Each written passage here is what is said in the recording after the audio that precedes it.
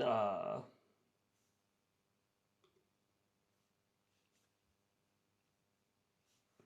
Hello? Did this work? Oh, Jesus Christ. Well, that was fun.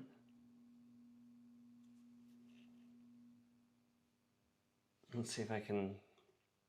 Let's see if this works any better. I had a good streaming setup, but I couldn't bring my PC with me. I also sold the GPU out of it. So things are. It's whatever.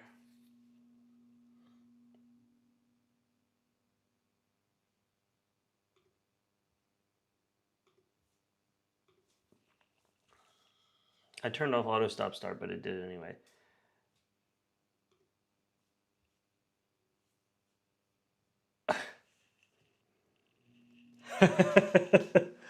Well, you glance at your phone after the first stream kind of like crashed out. So, yeah, the first one kind of died in the middle, and I'm still fighting with how the inbuilt chat, the embedded chat window is supposed to work because it's like it looks freaking huge. Well, but welcome, Texan. Welcome. I appreciate you swinging by.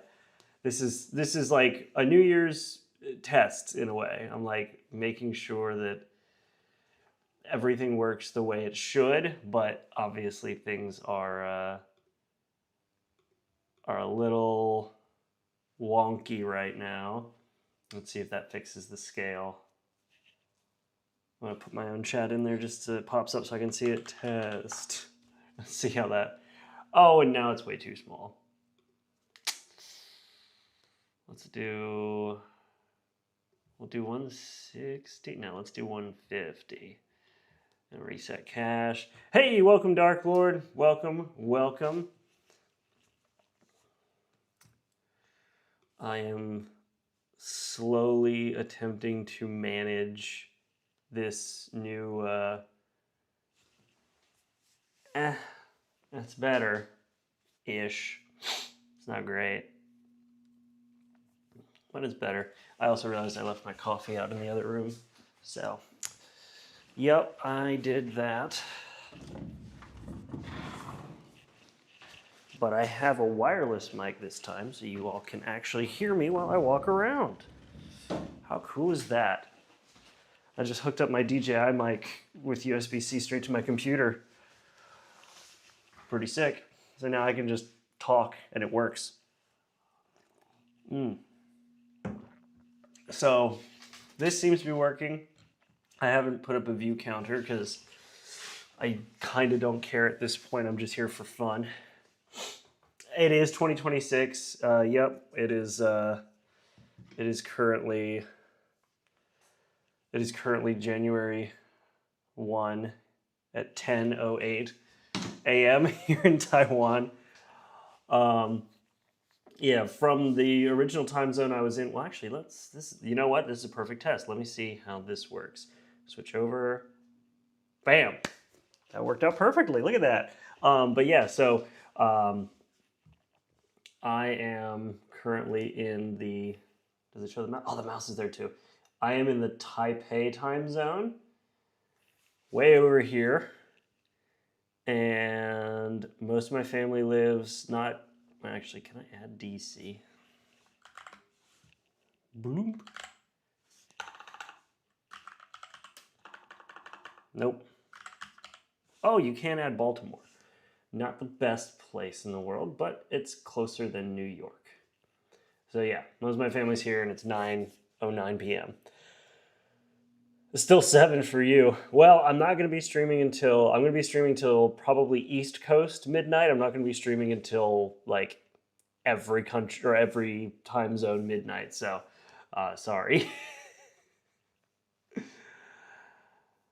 Oh man, but yeah, it's been an odd. It's been an odd time zone.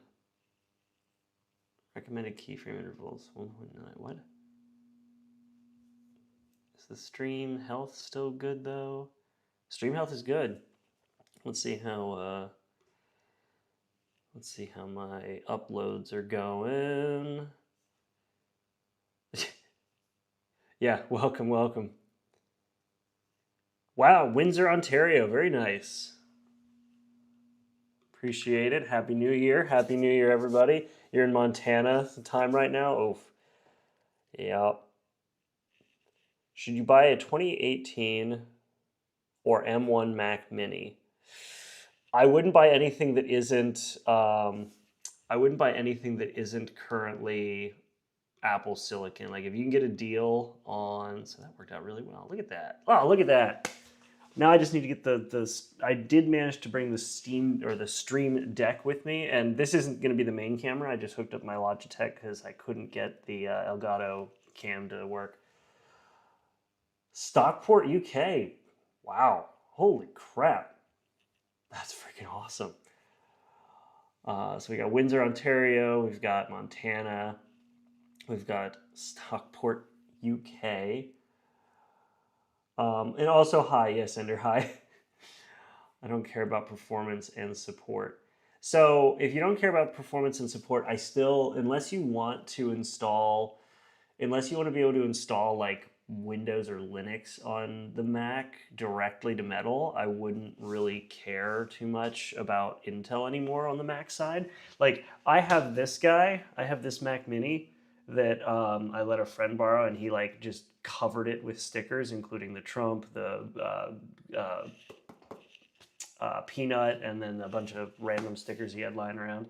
And I use that for videos, but other than that, not really. MacBooks have things better in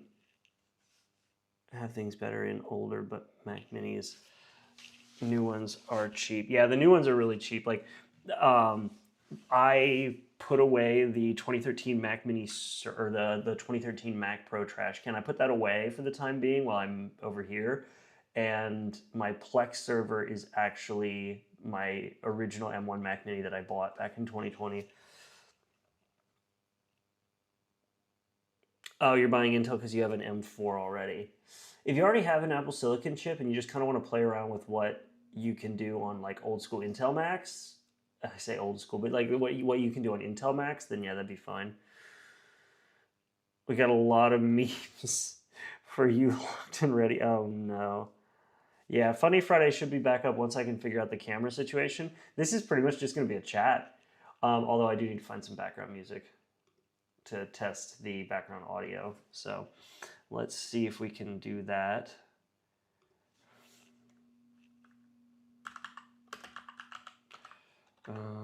Copyright, background music, perfect.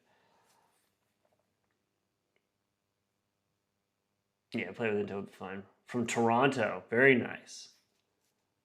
I love visiting Toronto. Y'all gotta figure some stuff out, but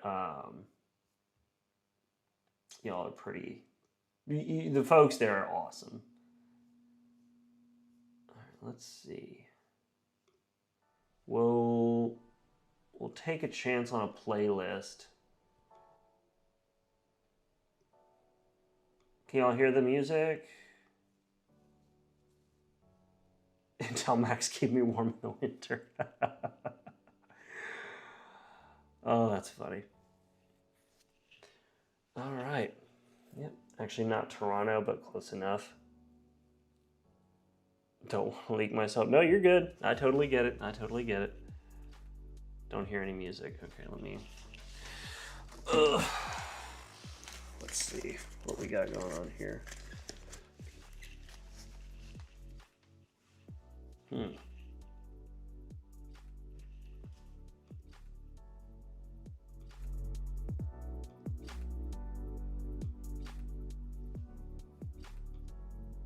What is happening right now? So no music.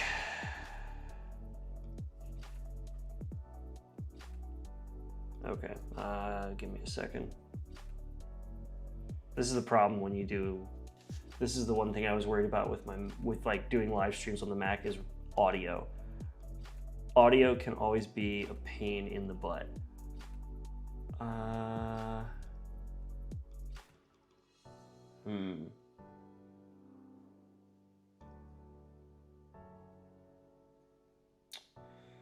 Multi-output device. Okay, hold on. I'm like playing with everything over on the other screen. Let's see.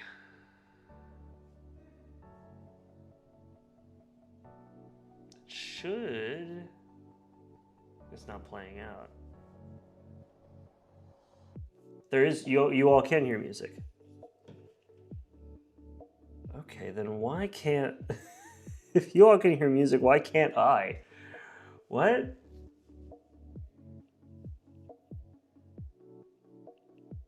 Y'all got music, but I don't.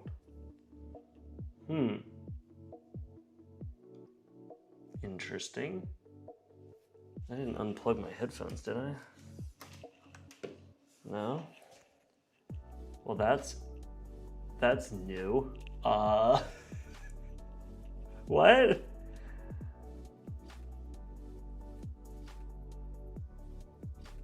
Okay, so you all can hear it, but I can't. What the heck?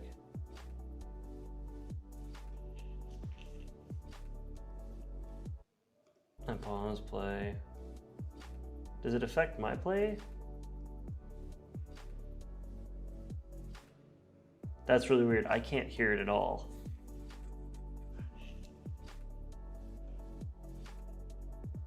Yeah, no, I can't hear anything.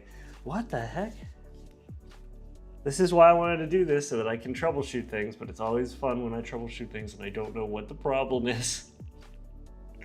You all can hear it, but I can't. Oh.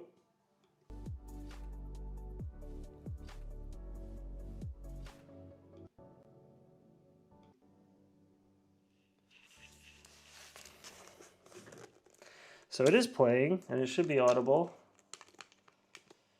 but it is not going through my... Oh, and I think you all lost the audio now. Did you all lose audio? I think you... Oh, no, it came back. Oh, because the music ended. What the heck? Why can't I hear anything? That's so weird. Expedition 33 won Game of the Year. Yeah, I saw. I've actually... so I haven't been playing Expedition 33. I've been playing...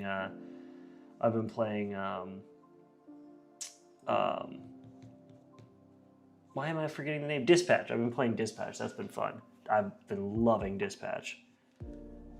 Say Power Macintosh. Oh no, Macintosh PowerBook Duo 230. Wow, that's a throwback. Well, the thing is, audio on Mac, when it comes to like recording the audio from within the OS, is a pain in the ass. When you actually do like pro audio work, it's incredible. I love using Macs for audio work. It's the main reason why I don't switch to Linux or use Windows for anything serious, is because like the audio latency on these things is next to none. I wonder if I told it. I wonder if it's down mix mono.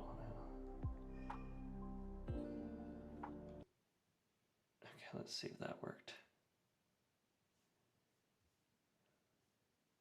No? Okay, but if I mute this, can I hear it?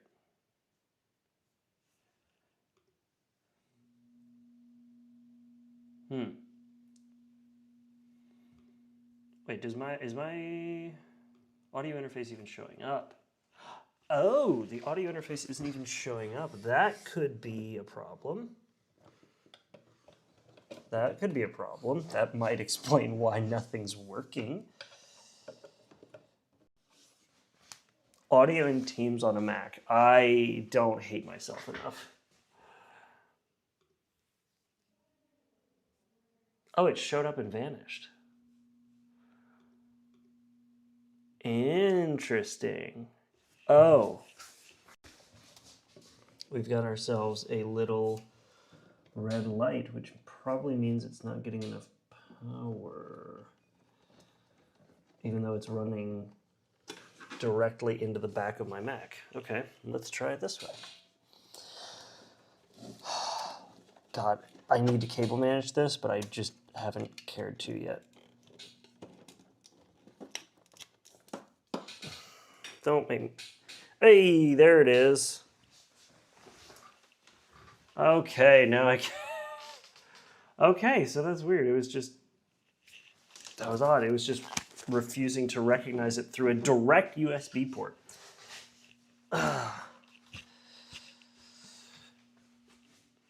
You're going to be mildly disappointed if Markiplier isn't in the next season of Dispatch? Yeah. It is interesting. Make music like old Post Malone. Nice. Yeah, when he still raps before he did like country and everything else under the sun. I mean, don't get me wrong. I'm enjoying the stuff that Posty's doing, but yeah, it is different. It is different. Holy crap! We got... Oh no. Okay. Still a lot of people watching, but not. I saw total views, not concurrent viewers, and I about to shit my pants. Does Taiwan have any bootleg copies of classic Mac OS? No, but there is a very interesting. There's a very interesting market here for the time being. There's a very interesting market for Hackintoshes, which I was not expecting. So, like, what would he be? No, I guess he's just my wife's uncle. He's got a gaming PC that's like mostly MSI built, and he booted it up, and we were messing around in Windows, and then he asked me something about Mac, and he's like, "I'm having an issue with the Apple side," and I was like, "The Apple side? What do you mean the Apple side? Like this is a PC?" And he goes, "Oh, here, let me," like, broken English, but I'm not going to do the accent. He goes, "Oh, I'll show you." And he goes in and just reboots the machine into Mac OS 10. And it's, of course, missing graphics drivers. It looks terrible. It's running slow. And I said, well, yeah, the reason why it's having issues is because it's not a Mac. like that is the reason why it's having these issues, is because it's not a Mac. Like I can't help you with that. Like it's busted. It's busted. What do you want? I just thought it was funny. Luckily, he does have. What did you say? One of my friends is unable to upgrade to Windows 11. He's looking to switch to Linux. Yeah, actually, you know what? I can do these now, can't I? I can. What do you guys think? Should you? Wait. How should I put this? Hey, welcome, Phoenix. Welcome.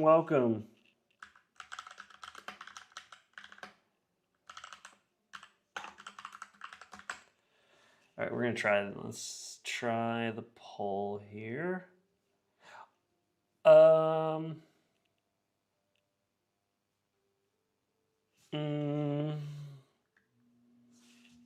I don't want to do. Let's get rid of these. All right, I'm gonna try a poll. I haven't done a poll before, so we're gonna do a poll. See how it works, or see if it does work. Oh, I think my stream health dipped. No, it didn't. Yes, it did. I don't know. This is literally just a test.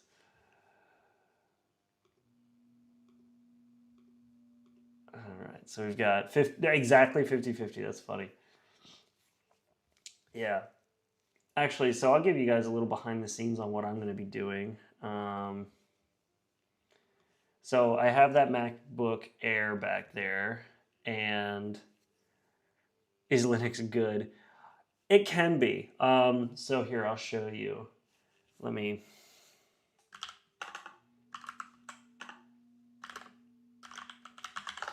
So I'm going to show you all the... Since I got the kind of just kill time going on, let's go ahead. I hate these like best distros. Let's see. Oh, good Lord. Yeah, you want to talk about a fractured Jesus. Like, oh, Linux is great. I mean, it is. It is. Linux has some great stuff, but god damn, are they fractured as hell. Like, look at the Debian family tree. Look at this. This is all based, these are all forked off of Debian. And let's not even start with Ubuntu. I bet Ubuntu is just like, jeez. Ugh. That's insane. Anything, and really no other forks of Ubuntu have really started since, what is that, 2017. We haven't gotten any new forks of Ubuntu. So yeah. Anyway, no, the where is it? So I've tried Mint. Actually, you know what? Let's just go to the sites because I know how to get there. Linux Mint. I've tried.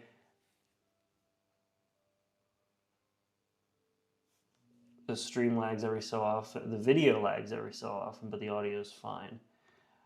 I keep having issues with the video because I'm pretty sure that I'm pretty sure that even though I downloaded the I think I downloaded the Apple Silicon native one, I'm pretty sure it's still trying to like encode this stuff just by dumping it onto the CPU, which is not what I'm looking for, but it seems to be it seems like that's what this thing prefers.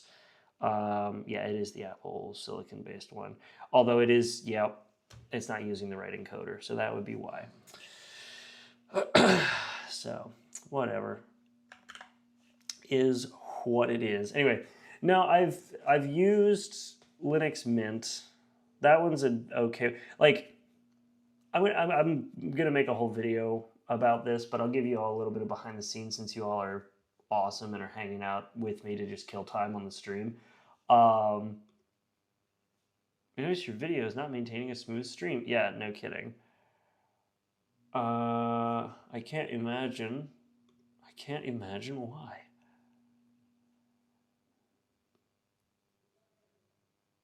Um.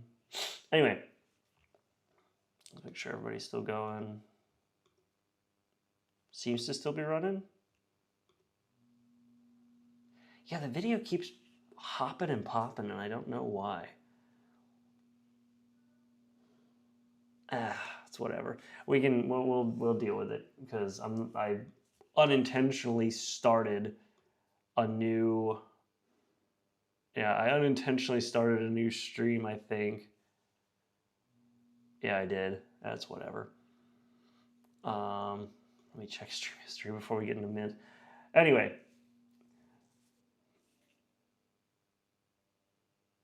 should I buy a Ugreen NAS? I actually have not tested a Ugreen NAS yet. I'm still kind of using my own little jank storage method plus iCloud. I'm using them in tandem. Oh, you know what we could do? Hold on, I want to do this. We're gonna open link in new tab because it's already New Year's here, but it is not New Year's. It is not New Year's in the, well, it's not New Year's for you all yet. What? Why is everybody saying okay, bye? The stream did not just crash, did it?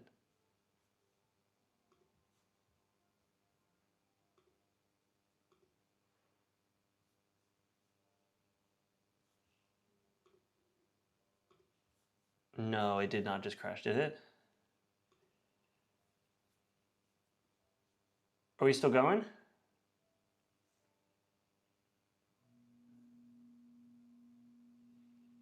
What just happened?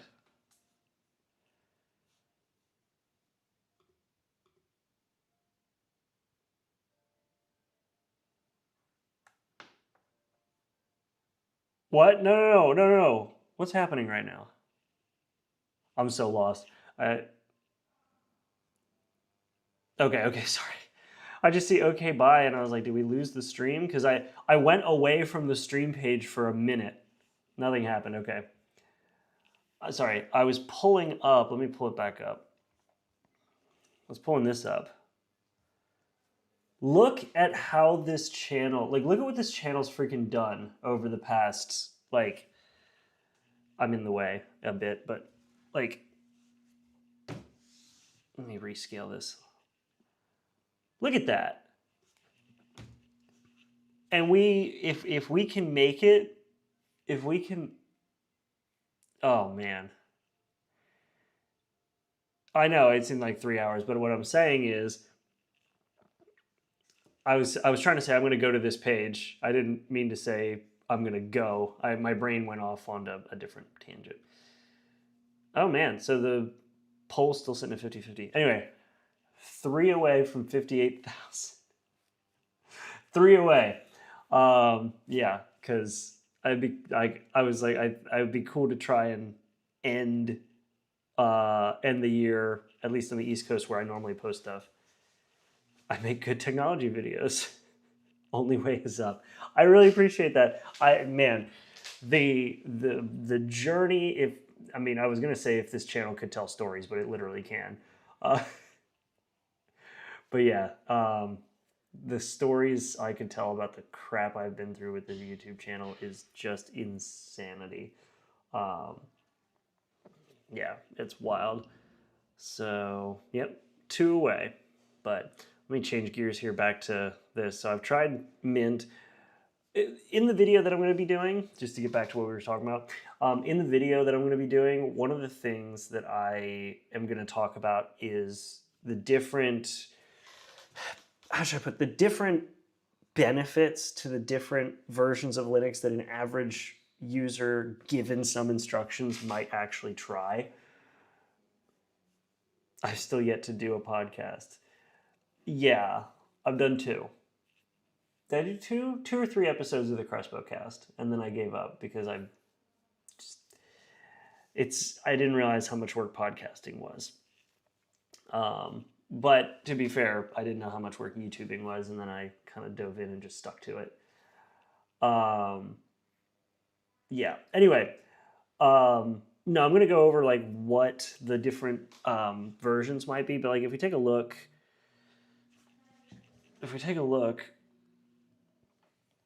we got a King joined. Appreciate the join to the Discord. Hello. Oops. But wait, does it show? Yeah, it shows expose or not whatever it's called now, mission control. Really, you're not gonna? Okay, fine. Can you give me like pictures? Thank you. Yeah, if you are more familiar with if you're more familiar with Windows, I tend to recommend something with the, like, Linux Mint tends to be a good Windows alternative. I believe the interface it uses is called KDE, which is more, KDE is more Windows-esque. It was me who joined the Discord. Very nice. Thank you, Ender. I appreciate that. Everybody posting Happy New Year in there. Everybody saying hi. Obviously, I'm right here on stream, so I'm not going to do that. I do still need to figure out, because for some reason, Discord doesn't like to go into stream mode on a Mac when streaming software is open, so that's been a bit of a pain in the ass to deal with, but everything else has been kind of okay, at least so far, so we'll figure that out. But yeah, Linux Mint is sort of the, what would I put it as? It's a good Windows alternative for people who are just looking for Windows as a swap. I tried Linux, and we didn't get on. You know what? I can completely understand that. Too much of a learning curve from Linux and getting on with Mac OS. Well, that's the thing. Is like one of the things I love is like Mac OS. Just it for all the stuff that people don't like about Mac OS, it does get out of your way. And when you're just doing stuff in Mac, you're just using an interface. Apple has not lost sight of the fact that the OS, the operating system, is a system intended for operating applications for the end user. They for some reason forgot that over on the Windows side of things. Actually, this is another great thing. Let me airdrop this. This literally happened. This literally happened while I was in freaking. So I'm a teacher. I'm an English teacher as well. How are you running Linux Mint on a Mac? UTM doesn't support sound. Oh no. This is a screenshot. This is a screenshot, my dude. Sorry, Steve. No, if we want to talk UTM, let me go ahead and fire up the RAID here, and we'll do that. But no, this is not. This is just. Actually, you know what?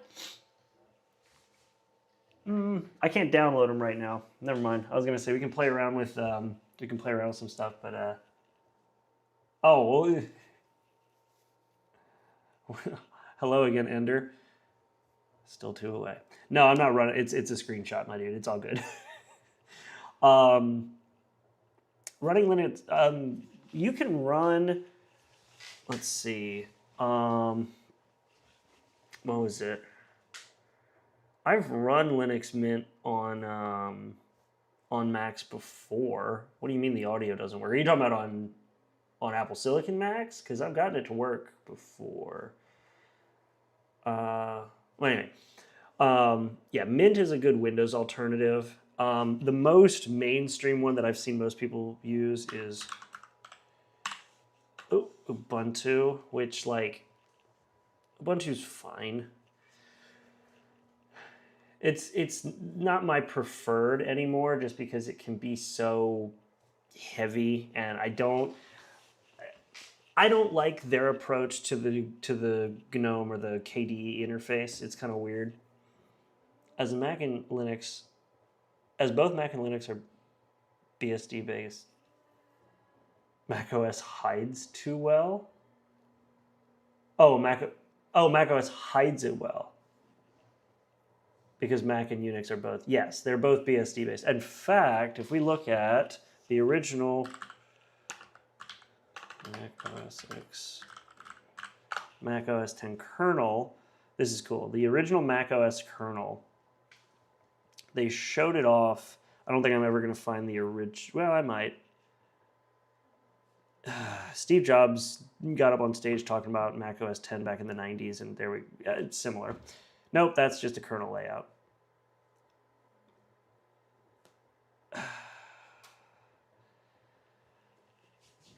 Oh, that might be it. Let me see, Mac OS X. Yeah, no, not really showing the one that I want. But anyway, no, it just shows off how you've got like a BSD base and all that kind of stuff.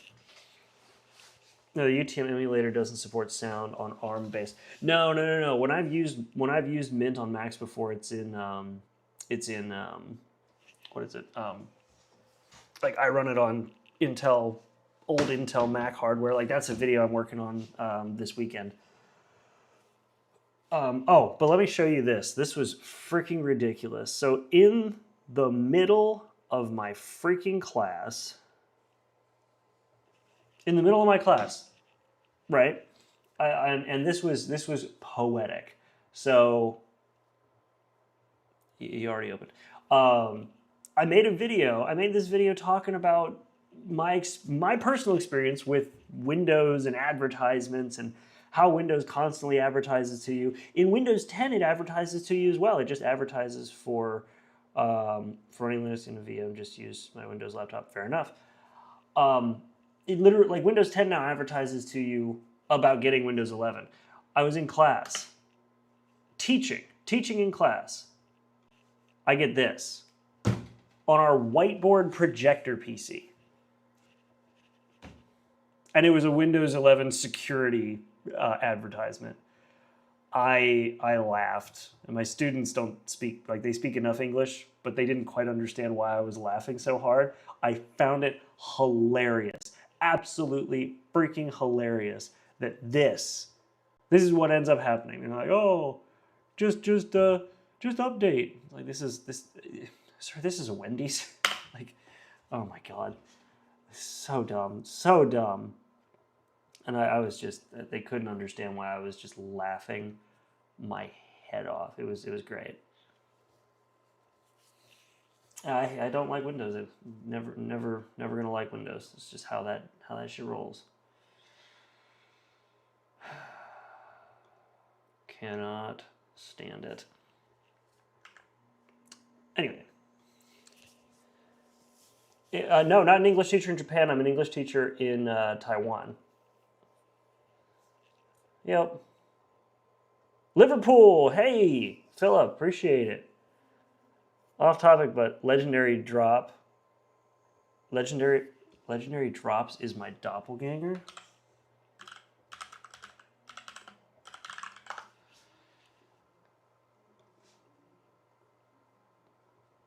Well, because he's a. I mean,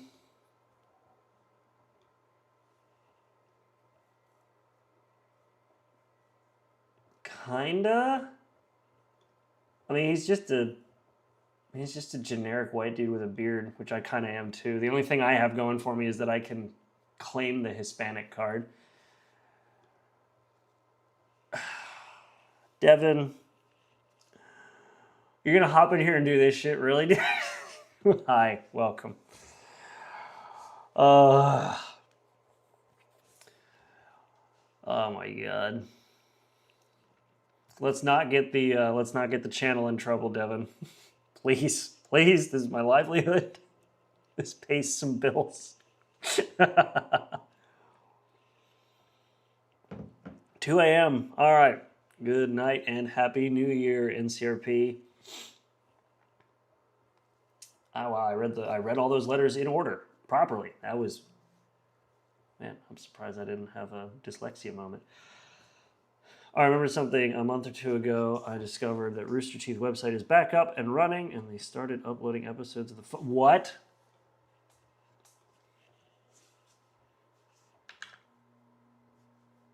Allies. God damn it. Was a new Star Wars KOTOR game on my bingo card? No. No, absolutely not. Absolutely not. No, it was not. Maybe you're not A&S anymore? Let me see here.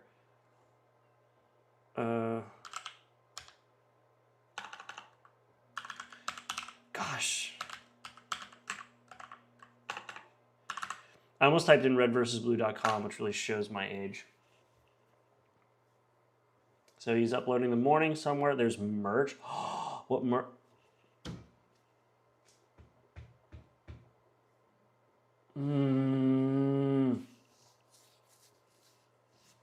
Oh no. Why am I getting a Snapchat from one of my friends? Oh God. God damn it, Devin. Oh. Man, but they're doing they got the old school. Wait, does he have? Nope. Where is it? Let's do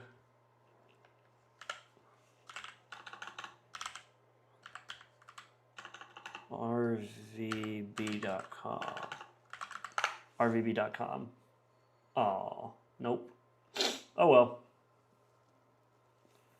There's a Pulse, and it has People Like Grapes, that's a newer one. That's from the that's a RT podcast reference. That one, really, I'm going to show the back of the shirt as the other picture. The I Like Me shirt, classic. There's more. There's more. I love. It's a legitimate strategy. Oh man, I used to have one of those shirts back in the day. Gonna load up Halo. Gonna load up Halo on an XP on an XP laptop. No, no, Warb, don't do the Warbob. Don't do the bad version of Halo. The bad version of Halo. Ew, ew, PC. Wait, did he get Camp? So we got the back to RT shows. What did he get? So we have Zero and the Shizno trilogy. Gross. So he's got a lot of this stuff. Just go, Captain Dynamic. That's awesome.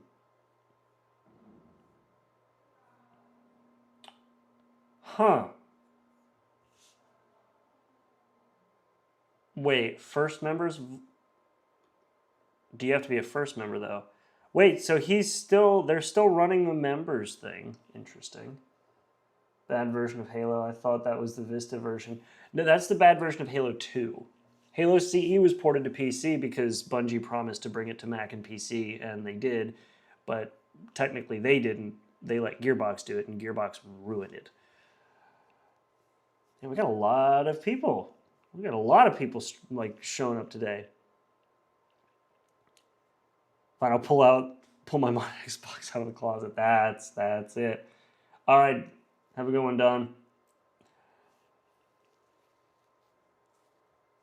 Yeah, Vista, Halo 2 Vista was terrible. And the funny thing is a lot of the more recent Halo games were based on that, which sucks.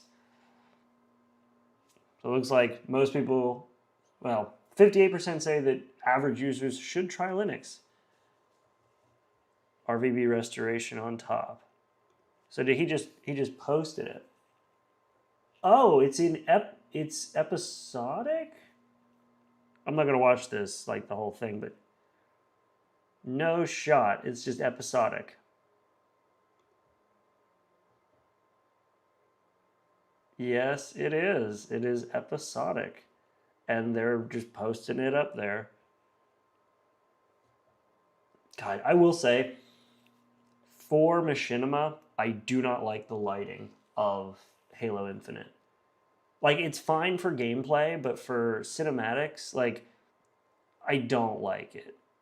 It's clear that when 343 did the cutscenes in Halo Infinite, they obviously had to put key lights in to be able to like show what was needed, but you can only kind of do that in Halo Infinite, and so yeah, that's rough.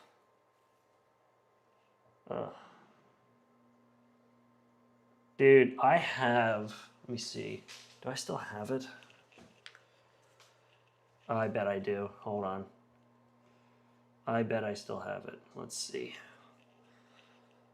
Old iPod? Hold on. Because I've, for better or for worse, I never get rid of any media unless I lose it or it dies. And I'm pretty sure, because I found an old hard drive from years ago. And when I say years, I mean like it's one of the old ones that like you need to plug in power, you got to do all this crap. And I'm pretty sure, nope, not music videos, TV shows?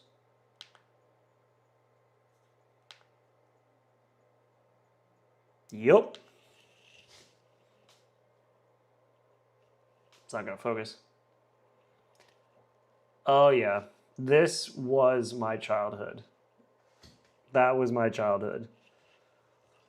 Red versus Blue on an iPod. Not this iPod, but an iPod Classic. That was my childhood. I still use these. I did a whole short, and I was serious. I use this as a travel companion because I flash modded it. I've got like tons of music on it, and I still have like 90 gigs free. And I also haven't charged it in like a month, and the battery's still good. Like, they just made them so good. Let's see. The only Linux distro that truly average casual noobs should use is Chrome OS. My uncle uses a Chromebook since it's completely idiot proof. Okay. No risk of viruses, etc. And everything just works. Yeah. I mean, you did lose some media in a German company. I didn't lose the media. Okay, hold on. Before I go, all right, let me be very cautious about this. Okay, yeah, we're not showing the main screen. I didn't lose any media, just to be clear. My $5 iPhone 3GS before pre-COVID is my road trip media player. Nice. Old iPhones with audio jacks make great iPods. They do. They're just not moddable. So like whatever storage you're stuck with, you're stuck with. I went from, this is what, an 80 gig model? Yeah, I went from 80 gigs to 128 gigs. Let me see here. Channel content. Okay, yeah, no, nothing's showing here that's like diabolical. So let me do it this way. Yeah. All right. Let's see how this. Yeah. You see that little folder up there? This guy?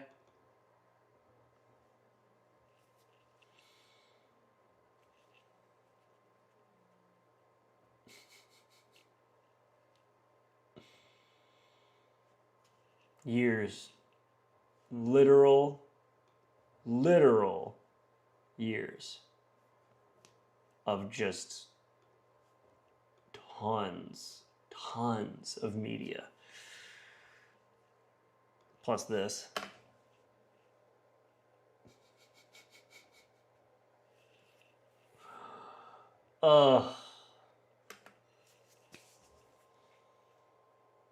I keep this folder, but I can't do anything with it. Like, I can show you all that it exists, but that's all. I have to dump so many Blu-rays and DVDs. Yeah, I'm slowly getting there myself. Is this? I think this is the one. Oh yeah, yep. But yeah, I've kept everything. If I go to Fairy Tail, I've got the original series, and then we get to when I was keeping up with Fairy Tail. Yep. Like so much. 90, yeah. Angel Beats. What was the longest series I ran? What was the longest one? No, I don't know what the longest one was.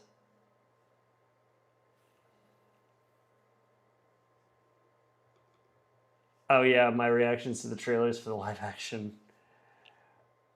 What was my longest series? Spice and Wolf? 2 seasons, 12 or 13 and 13. I don't know what my longest one was.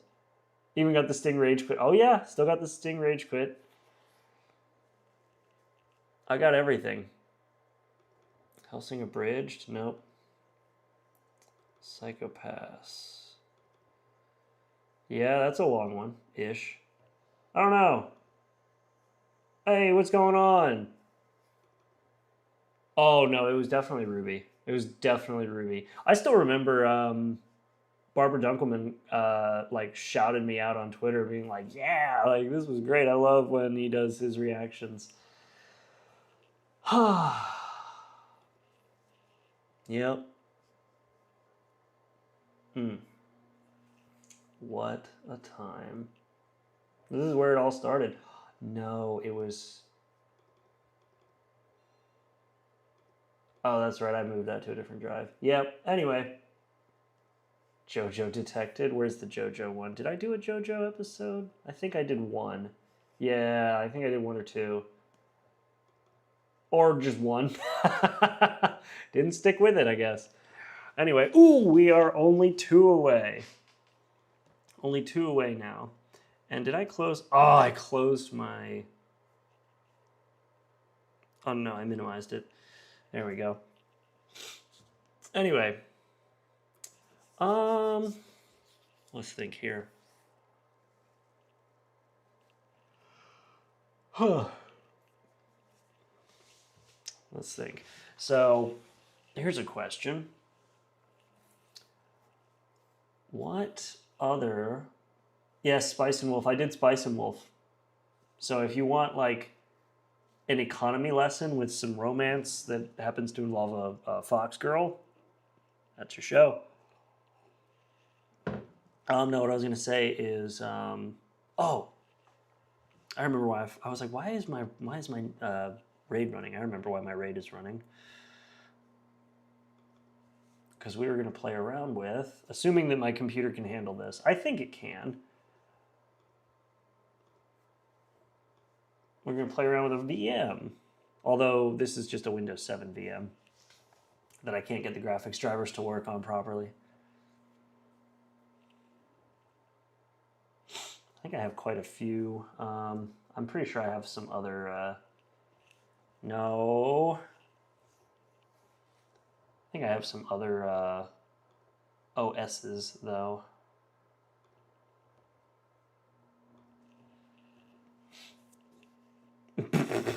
Please wait.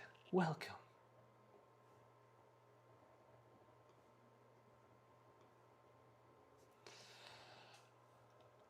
Yep.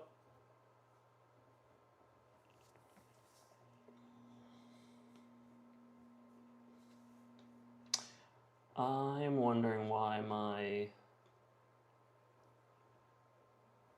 There we go. Let me pop out my chat again, because it's... Every time I pop it out, it decides to be dumb. Yeah, so the problem I have is because this does not do well with hardware acceleration, it's all my first desktop ran it. Yup, but for some reason that I can't piece together, I have some issues. Let me shut the VM down. And I'll show you the issue, because basically Arrow doesn't work. Hopefully Netflix doesn't botch JoJo's Part 7, Steel Ball Run. I wouldn't know. Yeah, so I can't get the GPU acceleration to work. I'm pretty sure...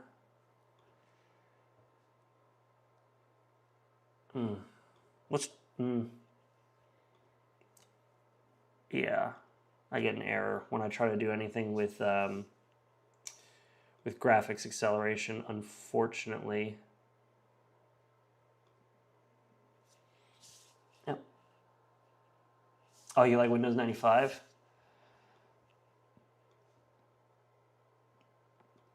I don't have Windows 95. Although I think I have... All right, well, let me fix what I just broke. Make sure that the VM runs again. Okay, it does. Good. Oh, no. Okay. There we go. Load runner returns. Yeah, my first OS was... my first OS ever was 95. Yeah, I'm pretty sure it was 95. I think I haven't... No. Do I have a Windows 95?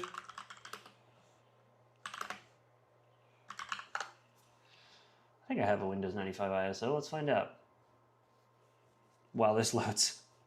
And then we also... I wanted to play around with... some others as well. Since we're doing this. and we are waiting till midnight. We might as well play around with some of these. But I will say, one of the things that I did love with Windows, yes, gadgets. I always had the CPU meter and the clock. I always had those two running. And the funny thing is the system I would run it on, when things got really slow, you could actually see the second hand start to struggle. So I would always show, I would always show second hand. And when it would start to like, when the system would start to really struggle, you would watch the second hand go like, kind of funny. My first OS was macOS 7.6 on a Performa. Damn. Well, so yeah, if we're gonna be playing around with these for a bit, we'll do some goofing with Windows, and we'll do some goofing with some other stuff. But I will show you all a really cool website in a bit called Infinite. I think it's Infinite Mac. I did a short on it, and I don't remember what it's called. New episodes. Oh my god. This year's just getting like this it's getting better and better. New episodes of Kaguya-sama Love is War just went up on Crunchyroll. That makes me happy. Windows 7 also I think came with Chess Titans, did it? What is this background music playing? Oh, of course it's from breaking copyright. That volume turned down a little bit. Hopefully the volume's all right for you guys still. No, no chess, but no.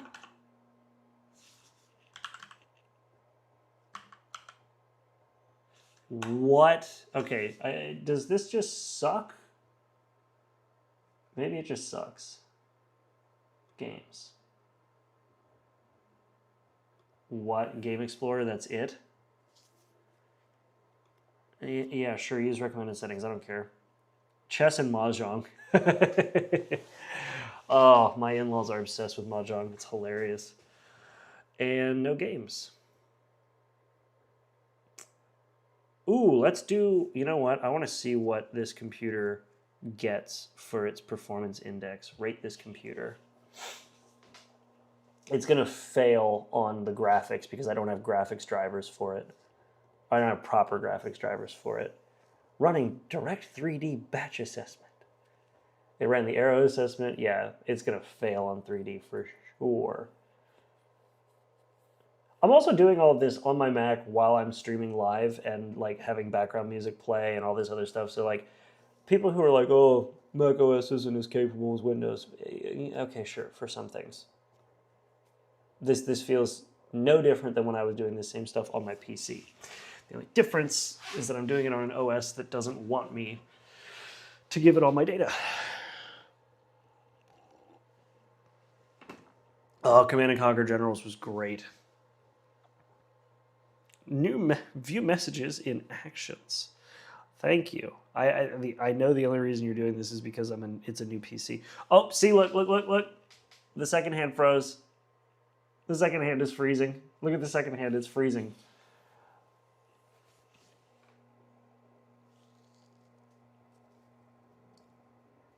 Yes, it is. The factions, like, all Conquer was over the top.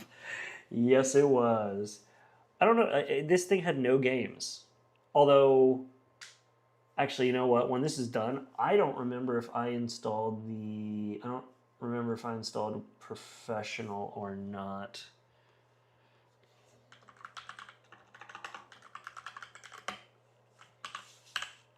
Pretty sure I didn't install Professional. Hey, there's my 95 ISO. Heck yeah.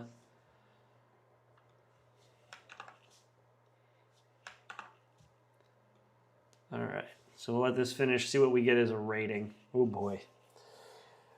Vista has some good compatibility with older games and XP games. Not all. I mean, I have such a like not like I have such a like bad experience with Windows Vista, and mine was legitimate because my parents went from XP to Vista and lost everything in terms of data. Um, we basically had to start over because we had no backups. So yeah, local thrift store has many old CD-ROMs. That's awesome. I would usually go to my like there. The weird thing here in Taiwan is there is not much of a secondhand market. Like you can go on Facebook Marketplace and there's sort of a secondhand market and the stuff's in really good shape, but it's nothing like in Japan. You go to Japan and there's like secondhand markets everywhere. But here, it's like you've got Guanghua in Taipei. Like Taipei itself has quite a few more secondhand markets than you would get in like I'm in the countryside, and the countryside is a mix of farmers and people who moved to the countryside because they had money and they wanted to get away from everything. Um, and so a lot of the stuff you end up with is like new. And when you go to buy old stuff, the older people who have the money who say, "Oh, why do you want to buy older stuff?" They're like, "Yeah, but that old stuff has had its time. Buy something new. Throw away the old." It's like, no, it's not how I roll. Man, it is. My screen might flash a few times. It's dragging its feet. I give it that. Probably my favorite PC game. I still play to this day. Black and White 2. Don't know that one. Many Vista shipped PCs make good XP 32-bit PCs. That's very true. Well, that's the thing is like when I was over here, or while I'm over here, I should say, I was interested in buying a car. Now, the streets are small enough and everything's kind of close enough that I'm pretty much just riding motorcycle nowadays. To the point where like the motorcycle I have, I'm thinking about actually like once I have my residence visa, I'm going to be getting my proper motorcycle driver's license over here. And the reason I want to do that, and the reason I do that is just because the roads are so small, and I want to get a motorcycle that can go over 50K. But I was looking at cars, and it's like you can have really nice like 90s and 80s Mercedes, Lexus, Honda, all these cars really cheap. I found a BMW M3 from 1988, 89. The guy wanted $5,000 for it because it's old. And my father-in-law was like, no, no, no, no, no, no, no, no. You don't want that. You don't want that. Buy something new. It'll last longer. I'm like, dude, an 80s and 90s Mercedes, BMW, Lexus, those things are going to, like, I'm going to give that car to my daughter. Like, that's kind of like the build. Yeah, they're very well taken care of. Like there's some crap cars. Like there's some like, oh, teenagers drove this thing into the ground cars. I think you get that everywhere. But like I have found this is taking forever on the assessment. I'm gonna just let it. Yeah, the car will outlive you. Let me show you. I'm gonna switch screens off real quick so I can pull this up without being weird.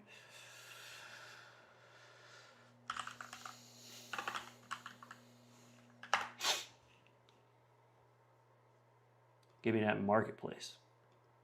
Hello? There we go.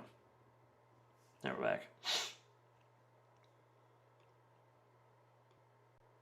Facebook Marketplace. So now you got to be careful because there are some ads, lots of them. But if I just do vehicle, somewhere around the Wanlun area.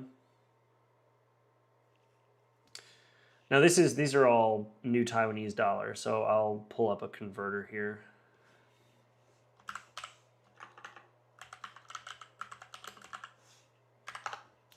So do currency converter, no. Right, so let's look at, actually I went and saw this car. So pull this guy up. This is just a mid, I think it's a 5th gen Focus. Yeah, this is a 5th gen Focus. This is the one I went and saw. It's in Tainan. 38,000. So we do 38,000.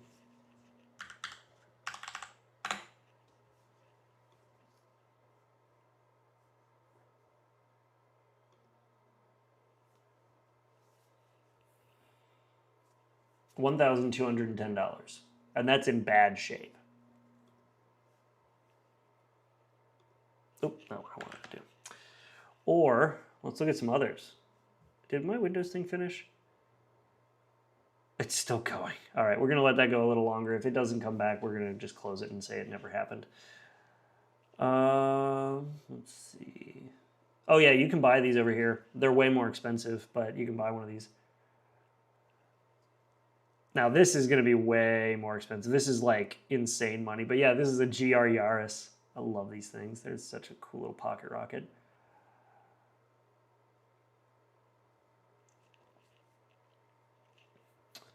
I'm trying to find others. There we go. Honda City. If it's in bad shape, probably too much, yeah.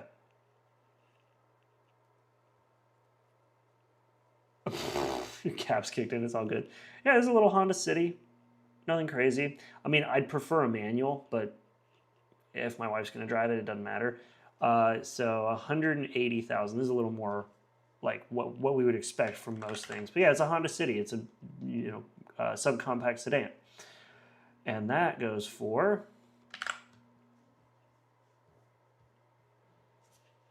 $5,000, almost $6,000. Civics are nice. Civics are nice. Civics are not as common over here. They go for like, you've got this weird dichotomy of like big sedan or big SUVs and vans and tiny cars. And there's not a lot in the middle. I would love to buy a K truck though. Like I would love to own a little K truck. They also got the Honda HEV. Here we go. Here we go. 96 Mercedes.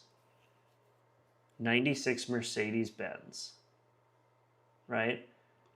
And if we look at the translation, this dude, it's got 220,000 kilometers. It's got Taiwan AMG 5-piece wheels, as well as a Brabus exhaust. It's also got Bilstein shocks. It's got the little tail, ducktail, all these kind of things. Brake discs were also bumped up. All this stuff. And it is the, let's see. Yeah, it's got all the things that you would want for an E230, right? 50. $1,500 because it's a 1990s Mercedes. It's crazy. My uncle was the guy who drove from Detroit, Michigan many years ago back in winter back to California with a rusted floor with actual holes. Yep. Or the sandbar. Yeah. Sandbar would be cool. But yeah, $1,500 for like a Mercedes because the guy's just like, it's old. You look for these luxury cars and it's people who were like given them, like they inherited it or something like that. They got them from somebody who like died. And the person who died was like, this is my coffin car. I'm going to drive this thing forever. And then they die and their kids are just like, it's old. Flintstone descendant. That's pretty funny. Oh yeah, here's a 2001 E240. And this has probably the 2-liter. Let's see. Not bad shape. The leather in this thing is fantastic still. 192,000 kilometers, that's not bad. It's got an aftermarket stereo, so less work for anybody who wants to buy it. And what else? Oops. There we go. Some odds and ends with a extender for the cigarette lighter. Yeah, it's a good little car. 6,800. Is Windows finished yet? I should check back on Windows. Oh my God, it's not done. All right, you're finished. It got a 1 because of the graphics. I knew it would. I knew it would.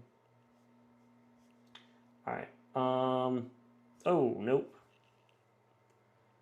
And let's see. Oh, this is also cool. I can do this, and then we're gonna mess around with another OS. Yeah, the interior is crazy, right? Really good stuff, but this is also cool.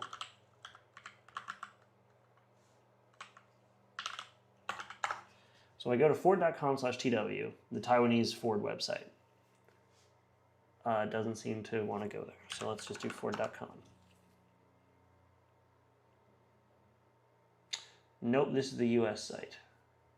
Can I get to... There we go. Ford Taiwan. What is it called? Ford Liuho. Okay. Anyway, so we go here. Do you all know the kind of stuff that Ford will not sell in the US? Okay, so let's look at what Ford won't sell in the US. Here's something. Right? Here's something else. The Kuga. This actually gets sold in Canada, believe it or not. Oh, look.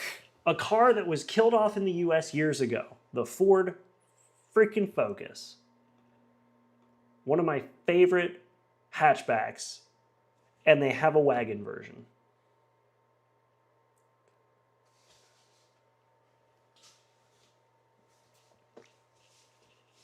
I know they won't sell good stuff in the US. Like, look at this thing.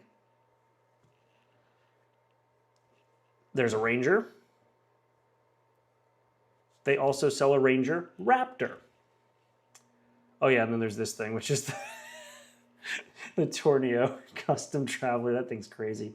Yeah, and then the Connect, which is just a big travel van thing. They do sell the Mustang over here. I've seen a few.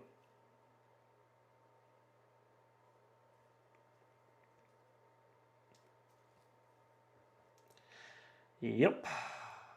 And then the ST. Okay, let's look at this. This will piss you off. If you're into cars, this will piss you off. Ready? So we got the Focus ST. Here we go. Look at that beautiful color. Next, they have a wagon version. They have a wagon version. What the hell? Why can't we get a wagon? It has a goddamn heads-up display. Yep. It's got the actually good EcoBoost instead of the crap 1 liter that they put into the basic Fiestas and the horrible V6s that blow themselves to pieces. And the only other Ford EcoBoost that I trust, because I have experience with it, is the 1.6 liter EcoBoost in the Fiesta ST, because my Fiesta ST has been bulletproof. Yep. I'm not a big fan of the screen gauge cluster. I would like analog, but that's just the world we live in now. And then look at the interior. It looks great. It does have that dumbass dial if you buy the automatic. However,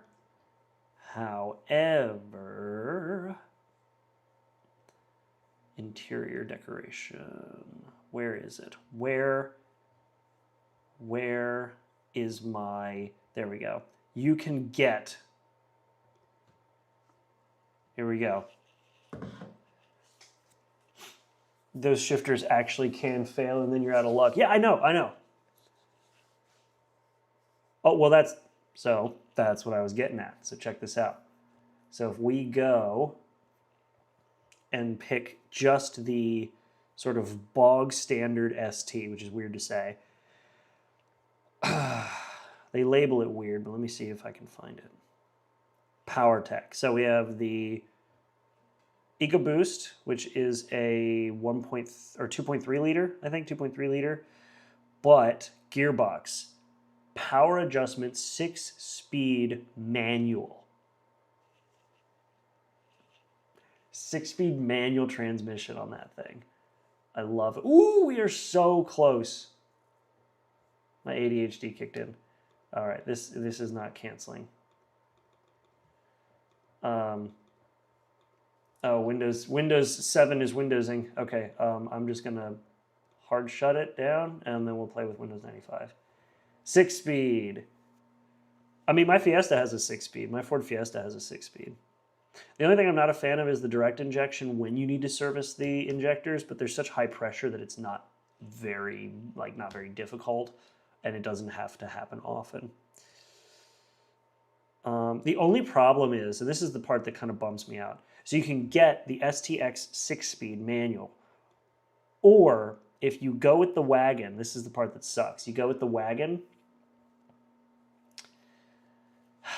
and the wagon only comes with a select shift. I would kill for a manual transmission Ford Focus ST wagon. That'd be awesome. Anyway, that's enough of that. You can get some great deals on cars and shit over here. Anyway, we're so close. We're so freaking close. We're gonna hit it before midnight. We are going to hit it before midnight. I'm all here for it. Maybe buy it and modify it? It's downloading updates in the background if you don't disable it. Yeah, but it would not surprise me. All right, so let's play around with, we're gonna make a Windows 95 machine. Nope, not 10 or higher. Definitely not 10 or higher. I like how you do, it literally has a secure boot 2.0 toggle, just, in case you really, really, really want that, because you can run Windows 8 on these UTM tools. Put that up in the corner here, and let's mess with Windows. ISO path, where's my Windows boot? Where's my Windows? Windies, there we go. I don't think I have a code for this one, but I think I can just bypass it.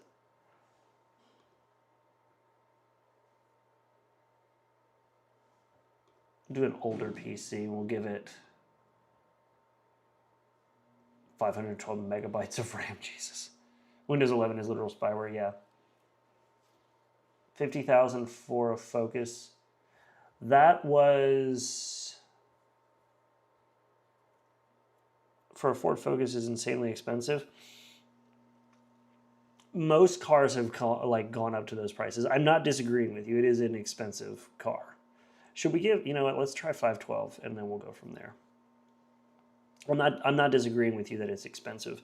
I think the difference though is that for a lot of people, that's just sort of the standard. And I'm not saying it's right, but I think that if they brought something like that to the US, the demand would be high enough, it wouldn't matter. All right, let's try and see what we've got here. So we got the boot image, yes. And then I'm gonna have to find where this thing lives and move it, because it always likes to put it in my home directory, and I want it to live on my external drive. Kind of considering getting an Xbox 360 style controller as my next Xbox controller. You mean like the Hyperkin? The Hyperkin one's wired, but I have one of those, and it's freaking great. I love it.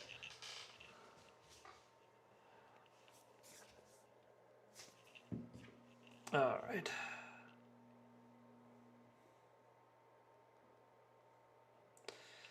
So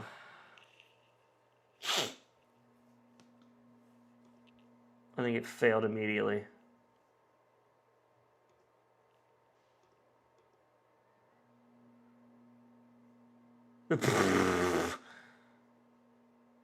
Okay. Cool.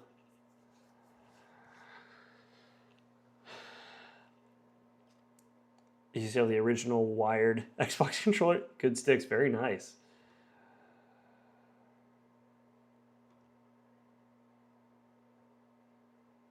Do I have to load DOS, really?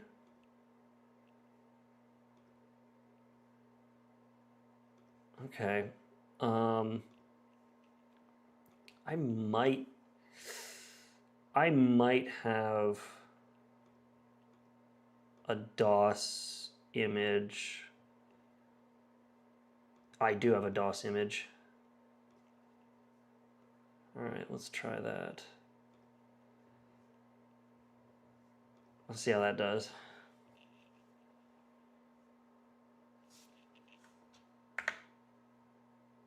Oh, no, I wanted it to do that. It was doing what I wanted it to. Crap.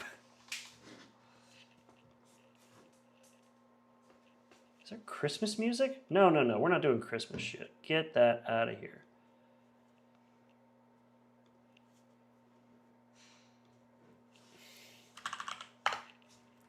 Nope. Okay. Let's do this instead. Get rid of you. And I'm going to find a pre-built and go from there if we can. Nope, we can't. I don't think we can.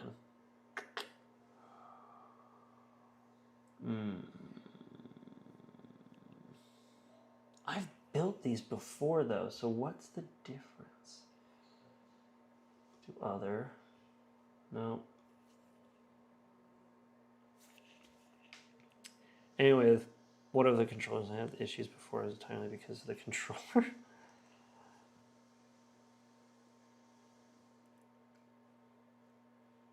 Can't run diagonally. Weird.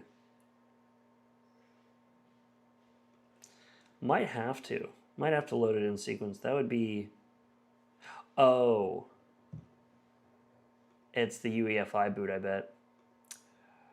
Hold on. I think it was the UEFI boot. And we'll drop it back down to 512. Give it that old PC life. Yeah, it was UEFI boot. Now that I'm thinking about it, I think that's probably why it was giving itself a heart attack. Whoa. No, no, no. I'm going to give 20. That's more than luxurious enough for this machine. Go. Oh, I need to rename you. I meant to call you Windows 95. All right.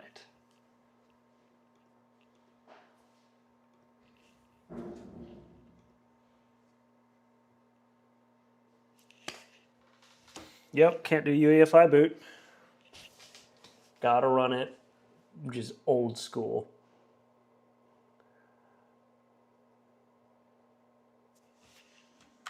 Oh, there we go. I just gotta let it do its thing. Just let it run. Just don't touch it. All right, let's see what it does.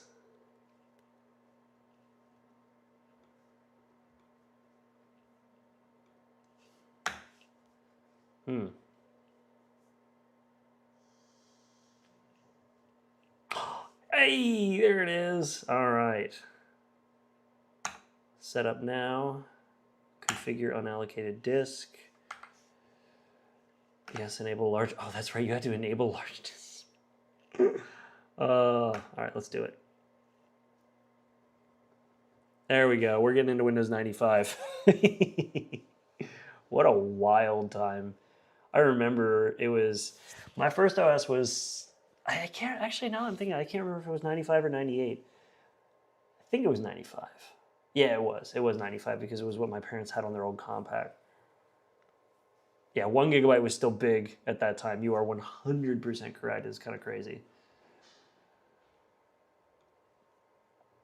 It's kind of crazy to think that like that is what it used to be. C drive formatting. So who remembers what A and B drives were? Do you all know why? Do y'all know why A drive and B drive are not your primary drives and C drive is your bootable? Does anybody know why?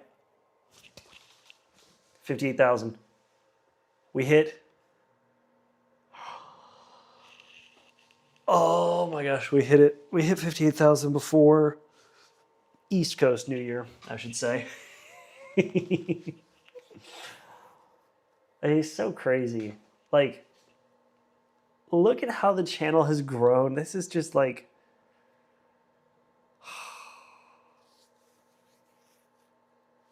blown away.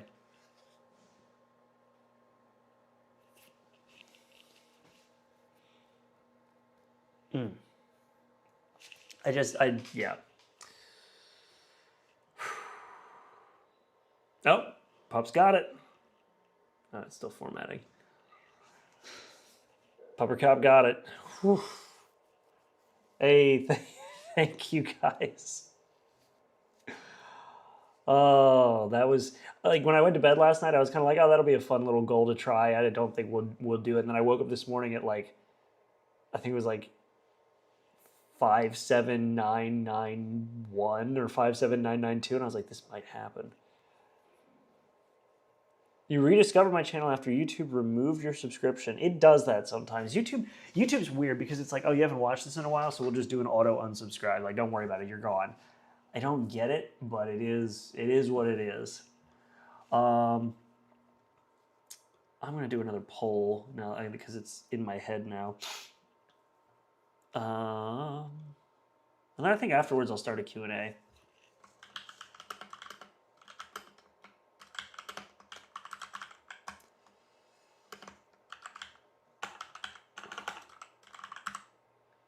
Your iPod videos started popping up. Oh, well, I'm glad you like the iPod videos. Those were tons of fun to make. I need to make more of them. I'm going to just list off the versions of Windows that I have personally felt were the best.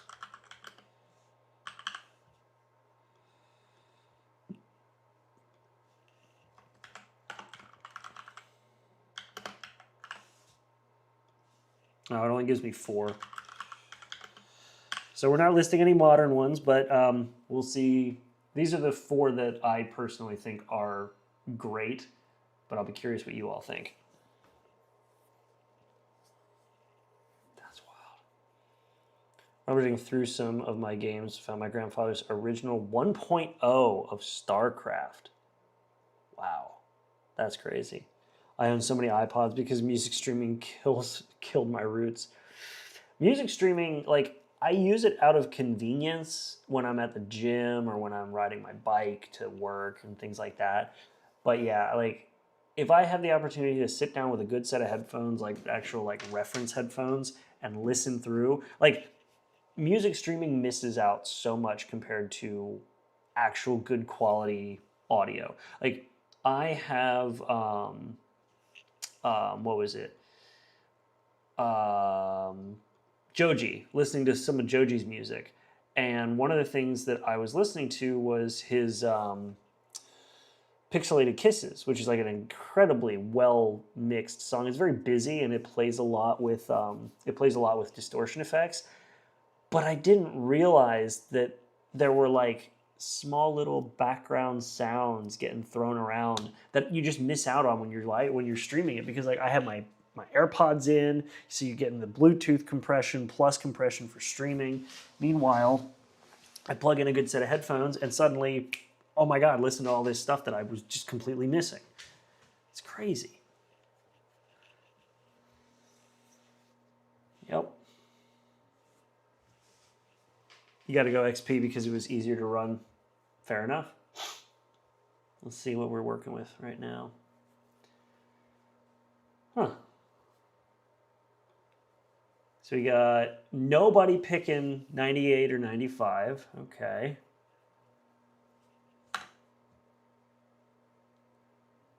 All right. File system. Yep.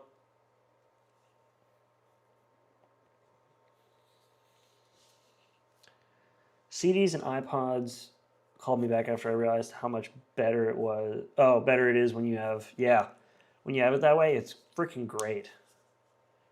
Consider getting a little Bluetooth controller to hook up to your phone, since you play on cloud through your phone. I mean, what is it? The Backbone's not bad. The Backbone's a pretty solid option if you go that route.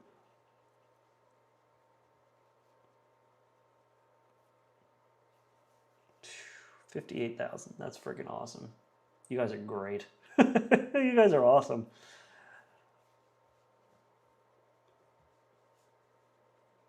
Microsoft ScanDisk. The number of times I heard people refer to SanDisk as ScanDisk drives me insane. Hey, there we go. Welcome. Can I actually get to it? Hello, can I click?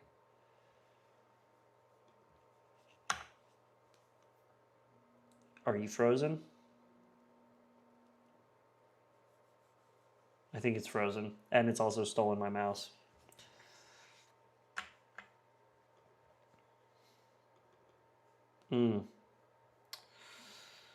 Oh no. Do I have to hard restart you? Please don't make me do that.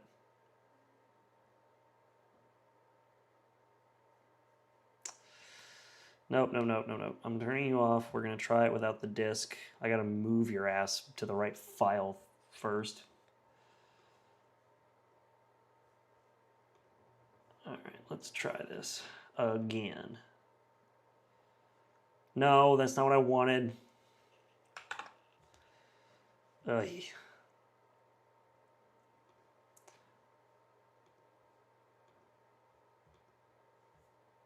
Go away. Go away. You, load. Oh, God.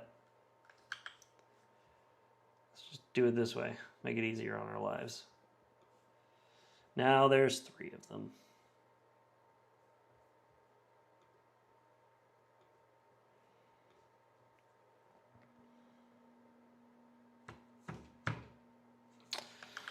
Okay, we might have to do all that over again.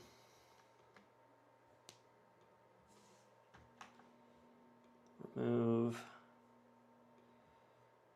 Do you still have the disk installed? You do. All right, just go. Let's try that again, because for some reason it just did not like what I did, or whatever. It completely froze. Somebody said drivers. Warbob said drivers. We could try drivers. Saw a CD player at TJ Maxx. It's odd. If I could vote again, I'd vote Windows 7 as well as XP. Well, it seems 50-50 between XP and Vista. So that's, that's good, I suppose. Huh.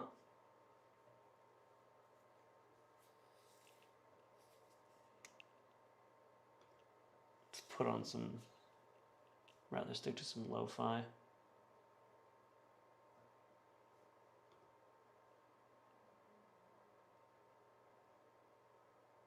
Hopefully this isn't copyrighted. Can't tell. It's used in a lot of stuff.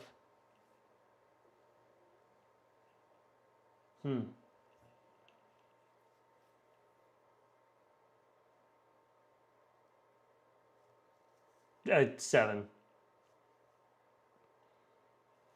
I don't know why I said Vista. My brain is like not here today.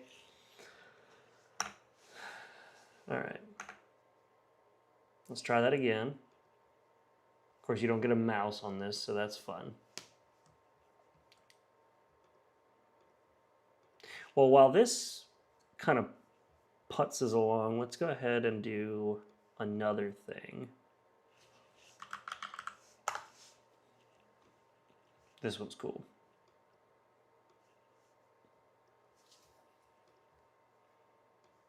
I wonder how much RAM this is eating up, because like Windows would eat RAM like crazy. No, not even that. 2 gigs on YouTube Studio, 1 gig on Windows Server. Okay, Windows. All right, I see you. Windows likes to eat up RAM, macOS doesn't care. Notable. Ooh. Yeah, they have the original. I forgot they had the original Macintosh OSs.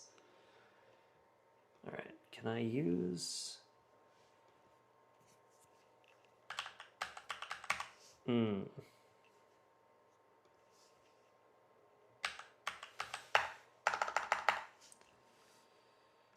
That's not good. We'll let it sit here for a minute.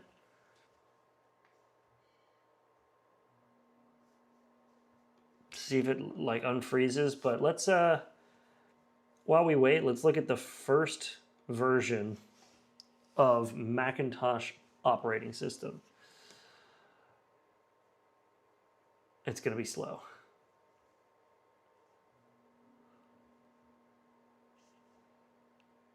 Oof, that moire. There we go. What is this? We have a welcome. Okay, we need to adjust the mouse speed for sure.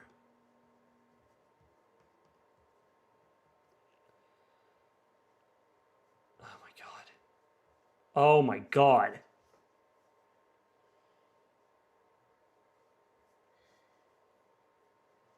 No, that's not.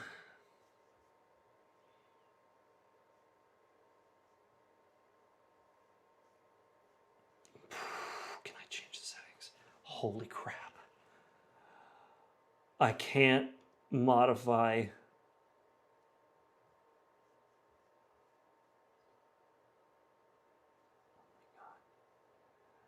Let me just modify my mouse speed. Let me modify my mouse speed, please.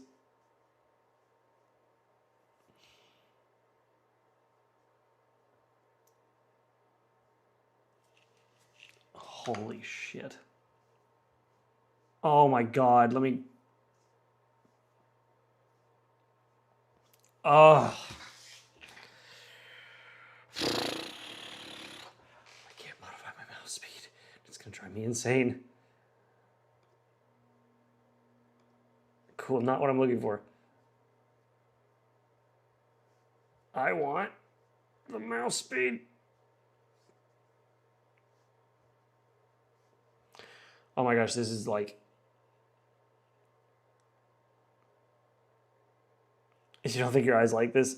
My mouse does not like this. I'm going to lose my damn... All right, you know what? Screw you. We're going to try it. I'm not doing that. Screw you. No. Ugh. Let's try System 2, where they introduced a shutdown button.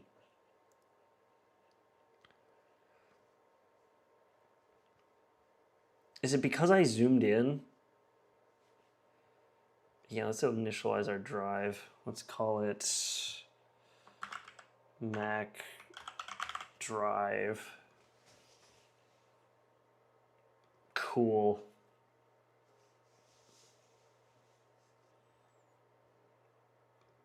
Whoa. Another error. Sick.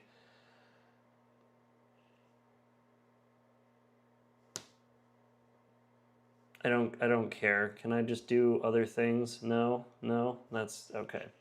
It has been decided we will not be doing other things. God damn it. All right, let's try System 3 where they introduced HFS.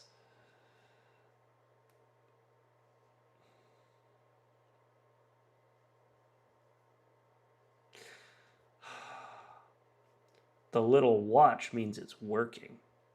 What does Infinite HD have? We have games? What games do we have? Wait, Bungie? Pathways into Darkness. Oh.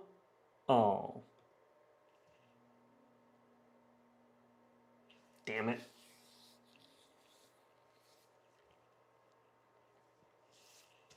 I wanted Pathways into Darkness. Oh. Can I...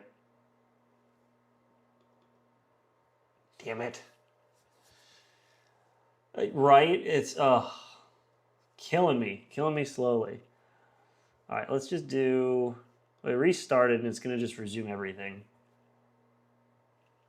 Ugh. All right, get rid of you. Get rid of you. I got so excited by Bungie.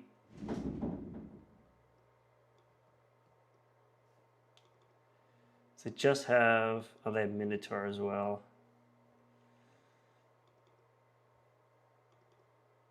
Ooh, Minotaur's working. Sorry, requires System 6 agreement. All right, we're going to System 6. Screw you all. Can I have... Man, this is a slow computer. Ooh. But you know what that tells me? That tells me that we might also have. Actually, I wonder what the system is that they gave us about Finder. Okay, special. View, edit, get info. Jesus, that's a big drive. I don't think they gave us a system monitor or anything either. Mac drive, empty. System tools. Utilities folder. What do we have? That's it. Sys version. Neat. That's it. And it looks like our poll ended nice 50-50 with XP and 7. All right. Hey, we gained another. And this is crashed still. So let's just play with the other VMs. The other VMs are more fun. And they're already made, so it's easier. Control panel. Oh, wow, this is very different. So that, man, they really did, like... they really did change some stuff. So I can change the pattern? Oh!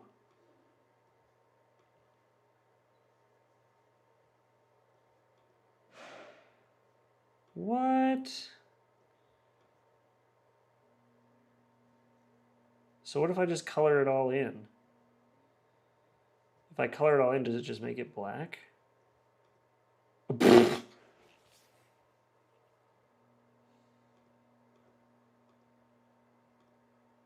if I just make a line?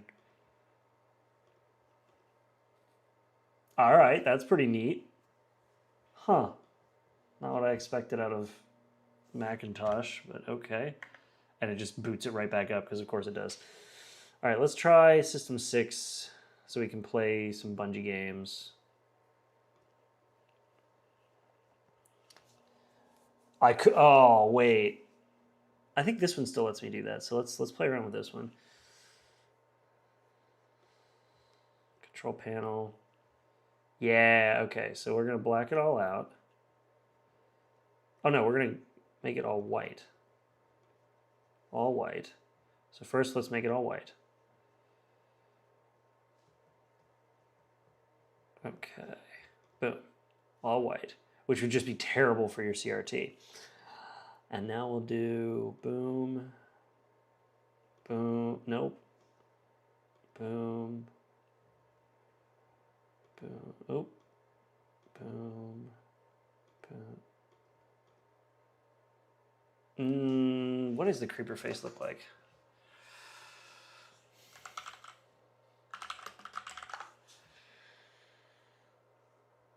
Oh, okay, so that's going to be difficult, I think. Let's try it. So how do you celebrate the new year? Oh, you know, I got on YouTube and I streamed making a creeper face to a couple hundred people. You know, normal stuff.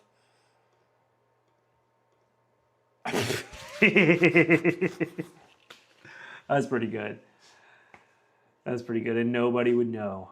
Nobody would know.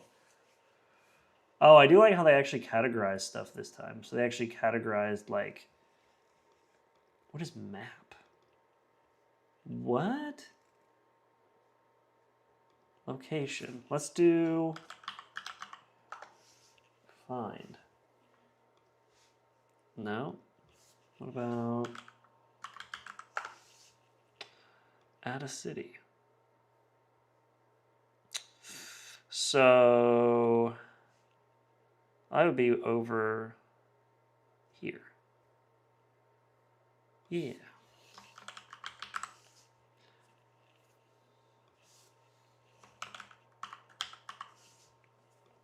Taipei, add city. There we go.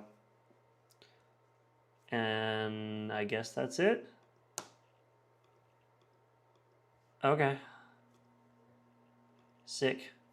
All right, let's try actually getting a game now. I want to play I want to play Pathways into Darkness. Go. What are we on? What are we on?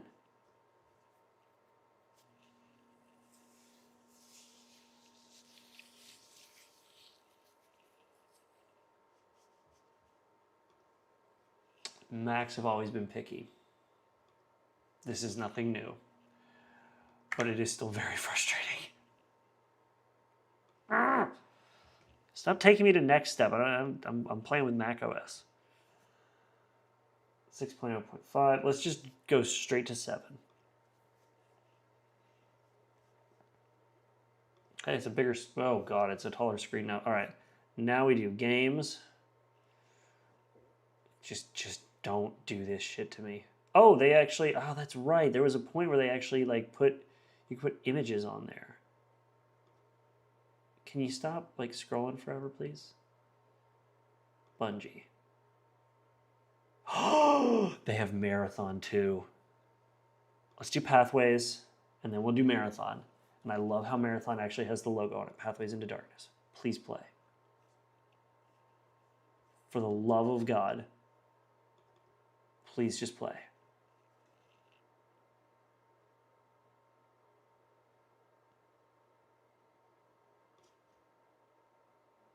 Oh, just change it to colors. New game. Yes! Oh, that's right. It puts it all the way up here. Pathways into Darkness. Why are you so small? Can I change the display res to actually like... All right, let's change the display resolution here.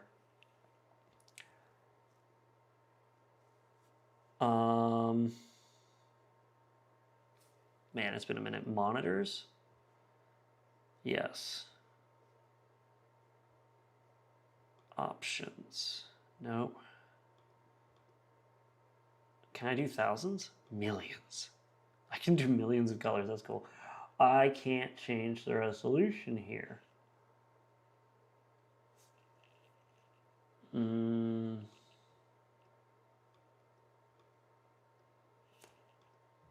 Oh, that's right, because Macs had multi-monitor support even before PCs had it easily, at least. Colors? No. Can I not change display resolutions? What is 4 colors? Ugh. Oh, okay, so it's literally made for just that. I don't have... Okay, I can't change res, so can I at least make this bigger? Good, okay, let's get everything to fit. God, I miss the old Bungie days. Okay. Pathways. Now, can I... What is it? Arrow... It's arrow keys, yes, okay. So let me rearrange everything. This is so cool! What do I have in my inventory? I have a survival knife. Let's get that out. And... Poka poka, poka poka. Yeah, this is early days of Bungie. What is that? What is that? No, we're going to stick with flashlight on.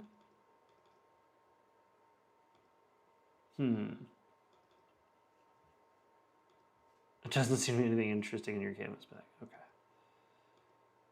It's a flashlight. Good. Okay.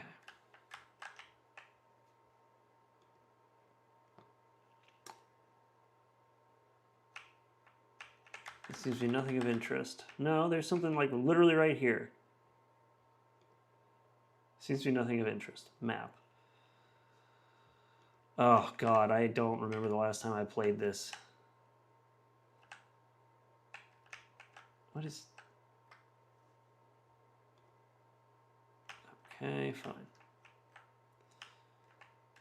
Poka poka. Nope.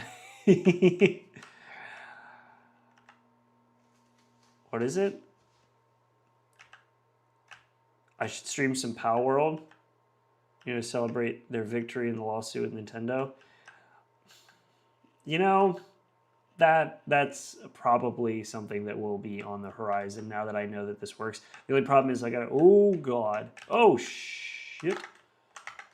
Can I stab it to death? Okay. Pathways. You just walked over an item. It will be picked up automatically and placed in the bottom of your inventory. Ooh. I don't have the gun for this. Damn. Okay. We're upstairs now. In a locked room. Okay. Man, this is old. All right, cool. Welcome back. We're exploring pathways before we get into Marathon.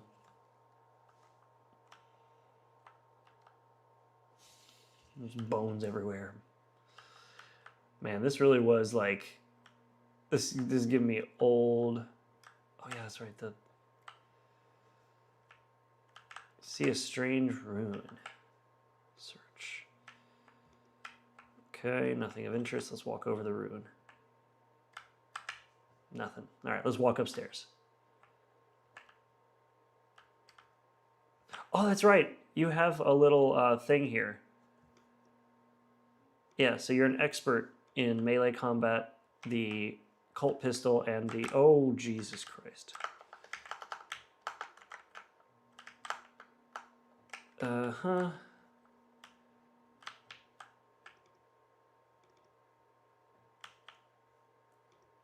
Digital watch. It's just a Casio. All right, so I'm gonna die soon. That's cool.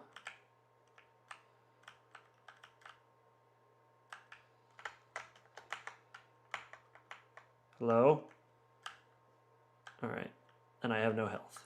So when we die, and that is it. Oh, Jesus Christ. And I'm dead. You have died a horrible, nasty death. Wipe off the green goo and try again. All right. Let's go now to Marathon.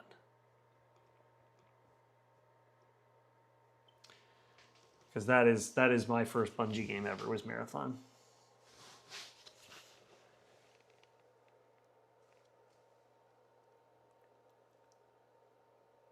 I expected the movement to be a dungeon crawling game, move frame by frame.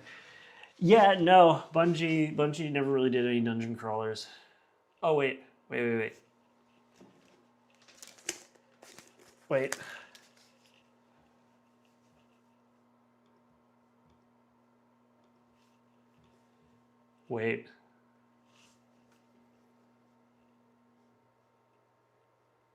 Oh no, it wasn't Marathon's music.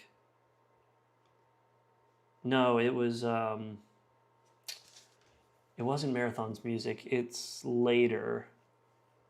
But I don't think they have one of Bungie's best songs. I don't think they have it. That's fine.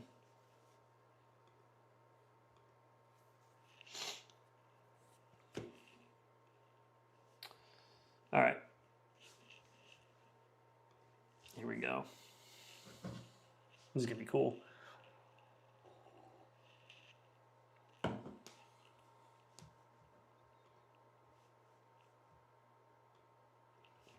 There isn't much audio. Arrival. Yep, and they just dump you right in.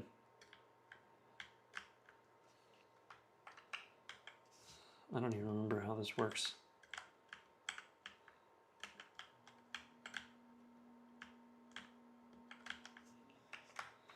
Oh, what was it?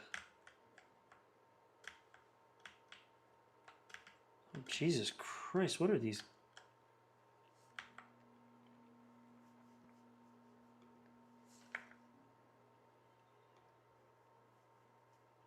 I don't even remember these controls.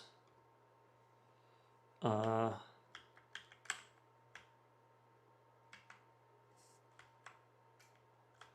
up and down.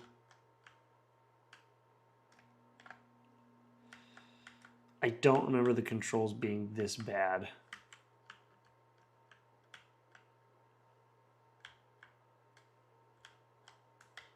Why do I...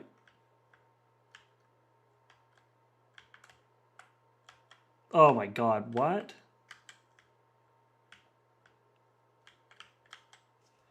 Where's my... Because this was... So one of the cool things with Marathon was that you had up and down look. And you could recenter. But I don't remember what... Oh, geez. Okay, well that's shooting, and now they know where I am. Alright, cool. Well, I'm screwed.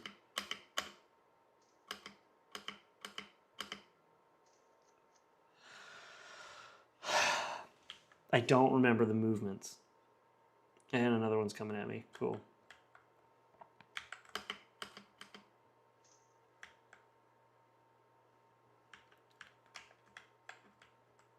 What? This is so bad. It's not arrow keys. Oh my god, it's the numpad. Holy crap. It's the numpad, and it's not the arrow keys on the numpad. That would be at least somewhat, like, reasonable. Oh god, why did I not remember how bad the controls were? What? Hello? Well, that was fun. Oh yeah, how do I interact with you? Oh shit.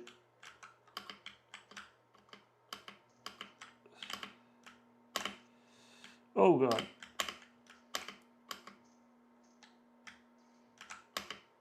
Oh, that's right, because you have to aim up and down. Oh, I died. Oh man, that is just harsh.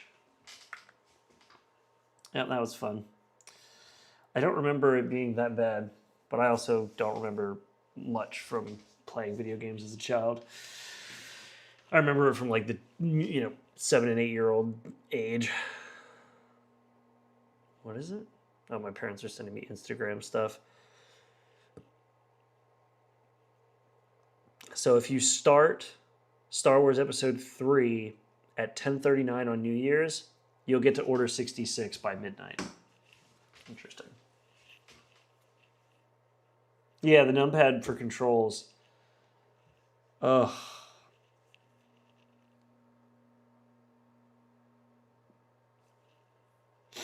Hey.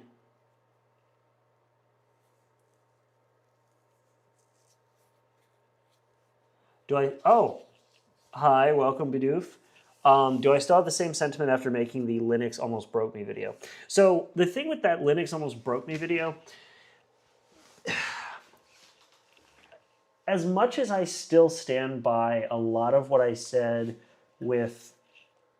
in terms of the community, like how the Linux community is very abrasive and opinionated, as much as I stand by that feeling, I will say that Linux overall, I don't really have, like, how should I put it? Linux users, the higher level Linux users that I asked for assistance from or simply asked questions to, my opinion hasn't changed on them. Y'all are some opinionated bastards. But with that being said, to be nice, I will also say that when it comes to Linux itself, it doesn't do everything that I need it to. So like what I'm doing right now with my Mac, what I'm doing with video editing, all that kind of stuff, Linux is not quite where I need it to be for it to be a main OS, which is why I'm sticking with Mac OS. But it's way better in gaming now. It's way better in terms of general user experience. It's way better in a lot of ways. And so, yeah, I think my sentiment on Linux has changed slightly in the sense that I feel like it is a better OS experience for a lot of people, thanks to a lot of the work that people have done.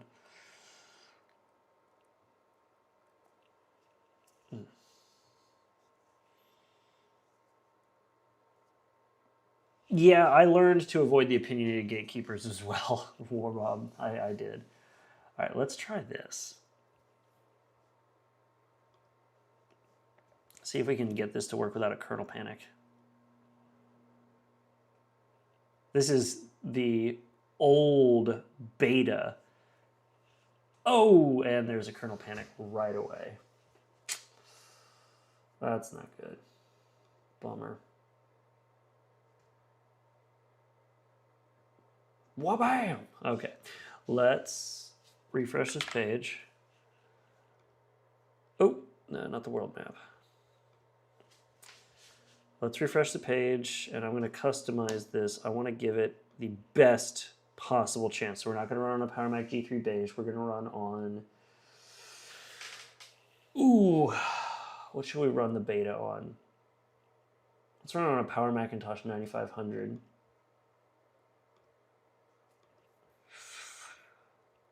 Let's not do the built-in disk. Let's not do a saved HDD. Let's just let it be with 256 on a Power Macintosh. Let's see what it does.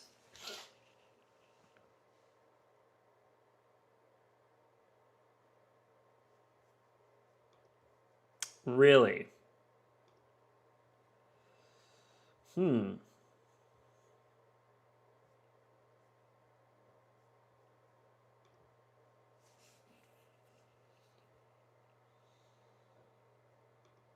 Okay, that didn't work. Like, I understand it's unstable, but like, well, that's the first time we've heard a chime. Maybe we'll get a better result this time. Nope. Damn. All right.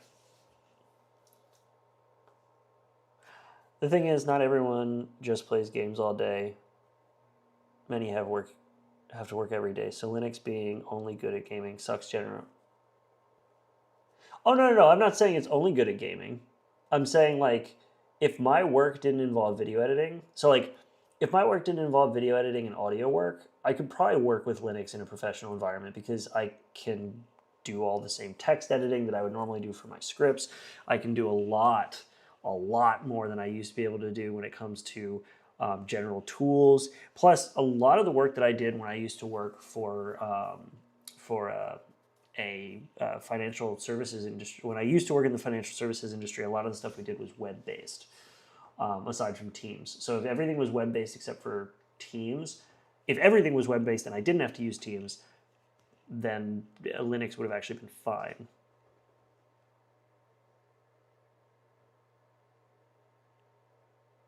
I keep seeing 2 OS versions of the macOS system. What do you mean? All right, let's try the Power Macintosh G3 white and blue with as much RAM as we possibly can. And let's go. Do I need to have the infinite drives thing?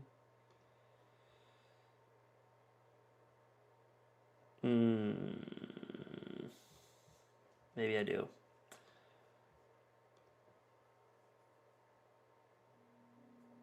Like Linux,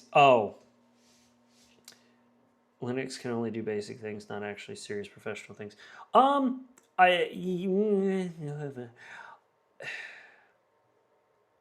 Linux for the general user and the pro who has to work within, and this is the problem, is a lot of times when arguing with the point of Mac OS and Linux and all that kind of stuff, you have to be very specific, which I'm not saying is a good thing or a bad thing. Yeah, Warbob put it perfectly. It does more than Linux can do more. Little odd wording there, but Linux can more than do business sector and work related things. There are alternatives to Final Cut. None of them are as good as Final Cut. I can tell you that personally right now. Oh no, did we lose? No, we didn't. I went backwards. Nothing's quite as good as the main. Like, there's a reason why people default to Mac OS for. There's a reason why people default to Mac OS for things like video editing or photo editing or like paid services. Because when you pay for services, like, I'll throw one thing at you here, Bob, just to play the devil's advocate. When it comes to talking about how free Linux is, and I'm actually curious, I'm not going to just like kind of try to throw you under the bus here. What turned me away from Linux as a challenge when I actually went to make a video about it and talked about how it broke me, or the community broke me, I should say, is Mac OS, you pay for the computer, the OS is free, and then you pay $300 for Final Cut, and that is it. And I can use all of my codecs, I can use all my videos, all my audio files, everything. And I don't have to think twice about it. But when I tried Linux, the only way to get the videos that I work with, which are usually MP4 and MOV files, occasionally ProRes files, the only way to get those to work was to download another tool to spend more time encoding the video into an entirely different format, which at that point, depending on the encoder type, might also reduce quality. Then I could dump it into a free video editor. The only other option was for me to spend $300, just like I would have to in Final Cut, to buy DaVinci Resolve Studio so that I had the licenses that open source Linux doesn't have, so that I could use MP4, MOV, AAC, and ProRes.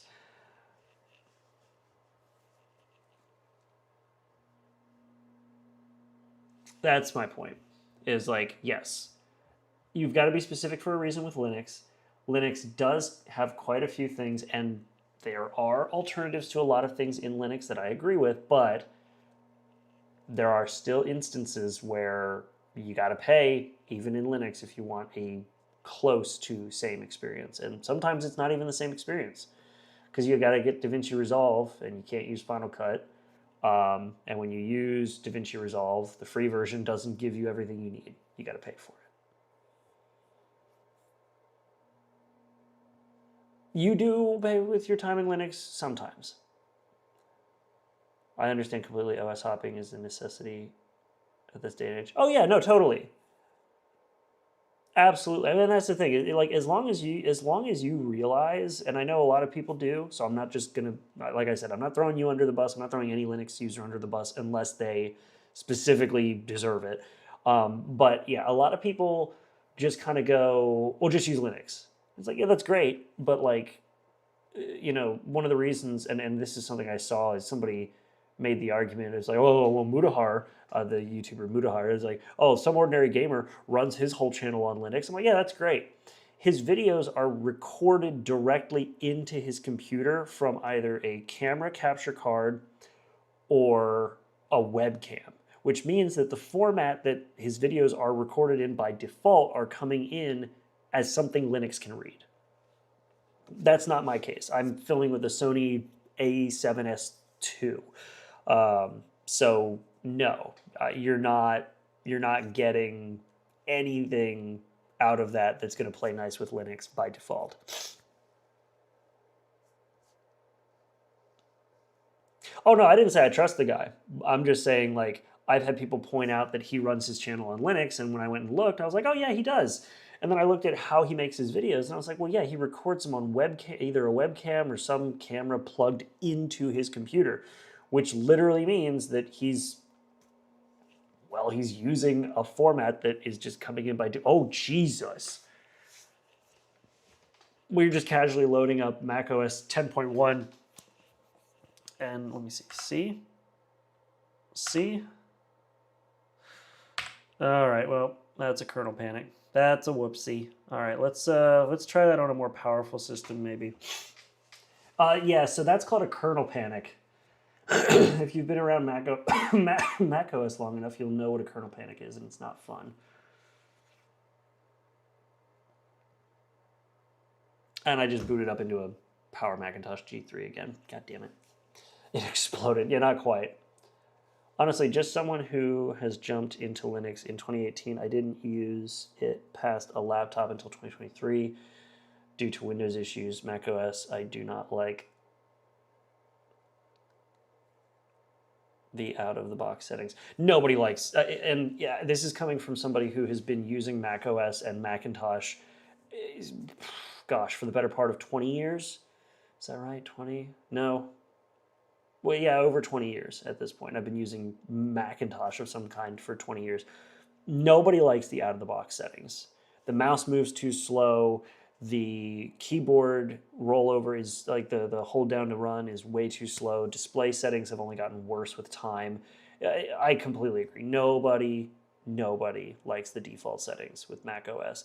But the thing is you can change them. And also, I had a lot of people in my Linux video talking about how you can't set up Mac OS local accounts without signing in to Mac OS 10 or without signing into your iCloud account. You absolutely can. I know a lot of people where like they bought a Mac to use Adobe. That is it. They're like, I use Adobe tools because I'm an Adobe shill, I guess. But no shade on them, a little. But like, they use Adobe. Adobe you download through their website. So they start up the Mac, they never touch iCloud, they load straight up Adobe stuff onto it, and anything else they just download off the web and run, and you can absolutely do that. And if you run a system update, you don't need your Mac OS iCloud login to do it. So I don't know what people were talking about, because anyway, it's weird. All right, let's see if it explodes again, because we're still on that Power Macintosh G3, so. Oh, baby. Good old. Oh! Yep. Can I get my cursor back? Thank you. Let's run a different Mac. I like how this has just turned into us playing with. This just turned into us playing around with a bunch of different Mac OS VMs in Infinite Mac while we wait. Oh, I turned the music off. Put the music back on so it's not as boring. Yes.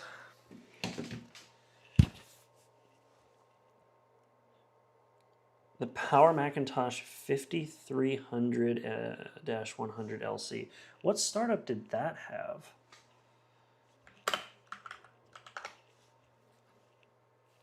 I don't know what startup that had.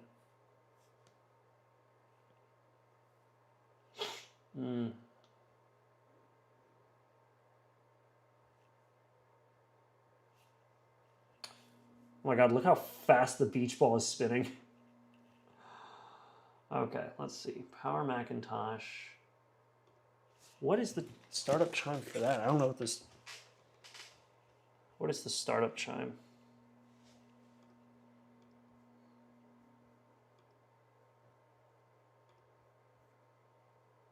Does this give me the startup chime? This app used to give me startup chimes. Oh, it doesn't anymore.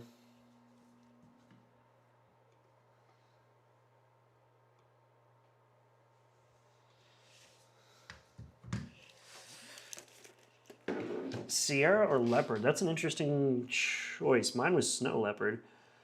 Let me see something real quick. Mac Tracker. Power Macintosh. Does this give me the boot up chime? Let's see. Oh, really? You don't give me the boot up anymore?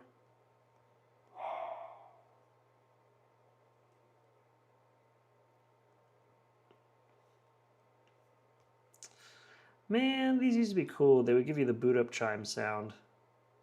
They got rid of that. Damn. Mac Tracker used to give you the boot up chime sounds. Oh, file's broken. All right.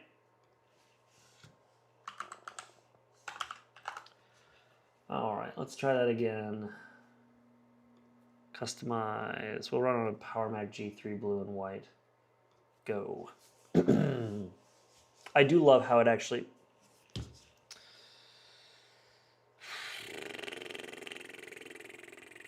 All right, let's try a later version. Let's try... Yeah, we'll do Panther. Why not? Let's do Panther.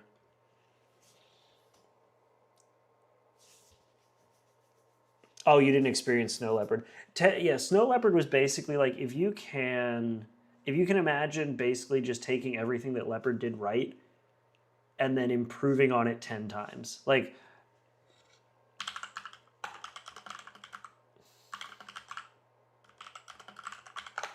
look at this. This was one of the largest OS release dumps ever. And the big thing for it was also the last, like, what it felt like. I feel like we're going to get this again with. I feel like we're going to get this again with whatever the next Mac OS is when they drop Intel. Because, like, Leopard, great. Like, Leopard was good. Leopard had all this cool stuff, but it was also still running on PowerPC. And I think a lot of the stuff that's going on right now with Mac OS as it is because we're still on Intel in some ways. But when you get to Snow Leopard, they just went, all right, here is literally everything. Oh, yeah, here's an old CNET article. Oh, no, it's a video. Nope, we're not doing that because copyright. Yeah, so when they went to... No, not the CNET article. Stop it. I want Tech Radar. No, you... Oh, don't tell me you all are those kinds. You are. I hate when they do that. There we go.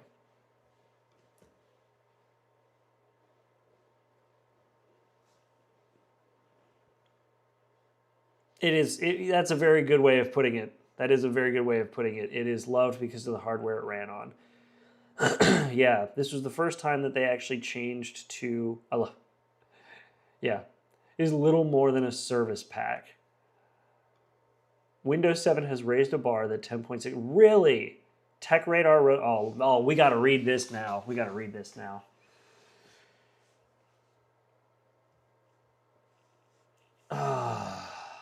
So, 64-bit Grand Central Dispatch, which was a huge new multi-core processing required. Like, it was basically an entire revamp of the multi-processing system.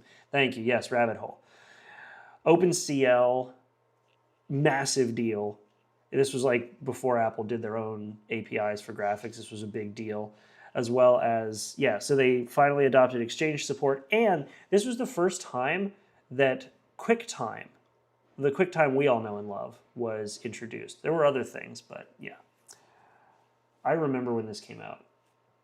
So, macOS 10.6 Snow Leopard has an image problem. It's largely scrimped on crowd-pleasing features in favor of a lie down so its owners can pick over its fleas. What?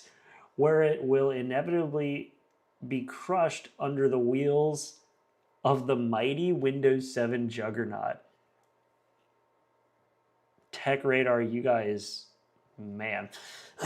Is this what us Mac users really want to happen? The problem is largely one of Apple's own making. Even since macOS 10 made its debut, Apple's has been serving up updates faster than a burger van after closing time. What?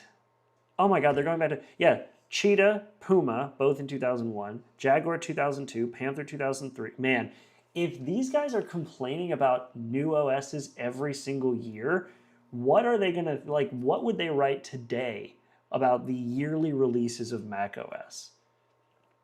Yeah, because Tiger came out, and Tiger was extremely stable, unlike this little VM we're running now. And then, yeah, 2 years pass, and then we get Leopard.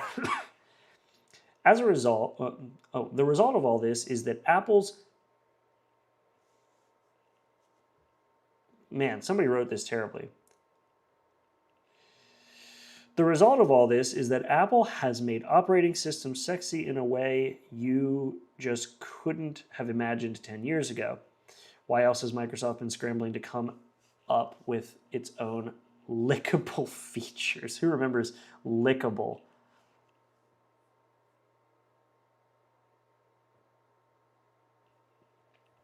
Yep. It's also why expectations for the next iteration of macOS 10 has risen with every new release. That is until Apple put the brakes on last year when it announced macOS 10.6 Snow Leopard. This one's all back to basics and under the hood improvements.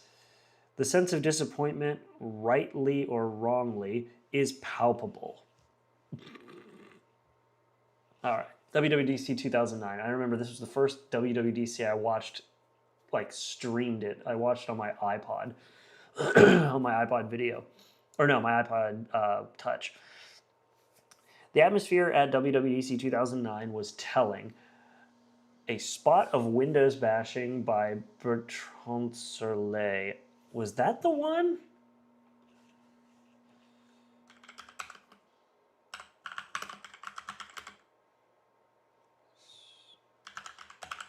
I don't know. I don't think that was the one. I spelled speech wrong because I'm an idiot. Is this? This isn't the one, is it?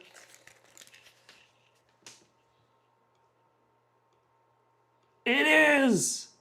Oh my god, it's this one.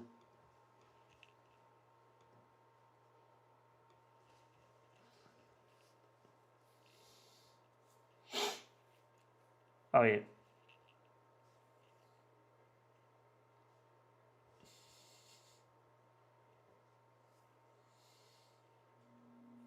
Yep.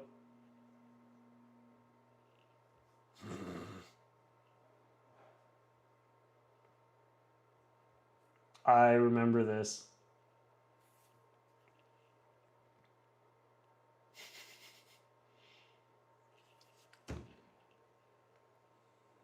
Yep. This isn't quite the funny one. This is the funny one was when he.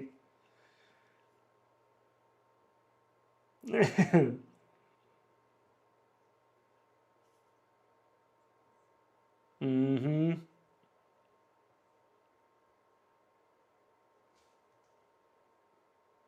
Yeah, and then he goes. Yep. This one was a weird one. Let's see. It was too ahead of its time and crashed common computers. That is very true. All right. So they just basically complained that it's a service pack, which, like, I mean, the whole point was that they basically touched everything that was inside that OS. Which, I mean, you know, I would prefer nowadays. I do miss Server. God, Server was great. Who remembers macOS Server?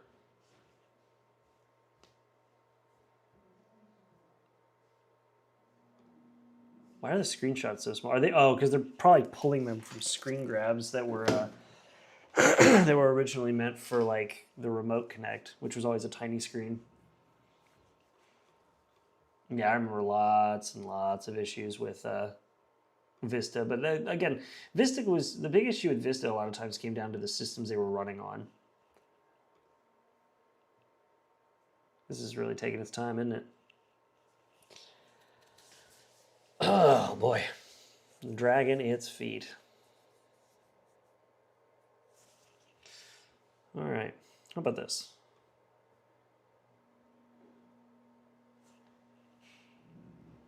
What is start a Q&A? No. How about this? Ooh, I got a spicy one.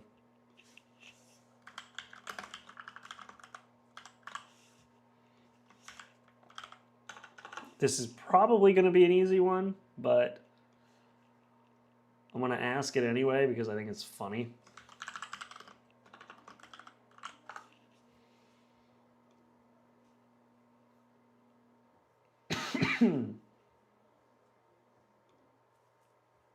Let's see if I can.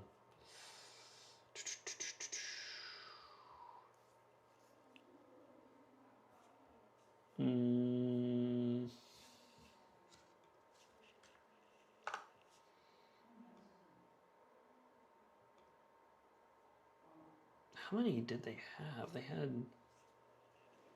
That's right. They had. I'll pick the big ones. We'll do.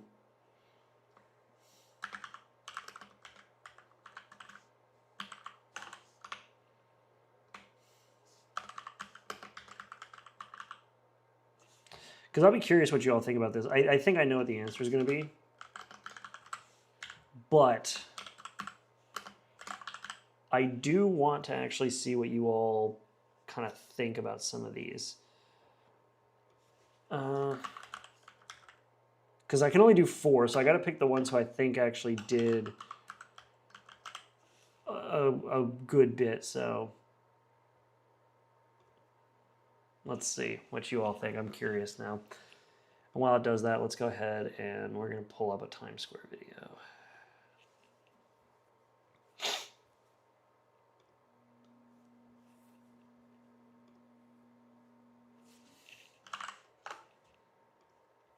Oh, we're getting macOS. Sick.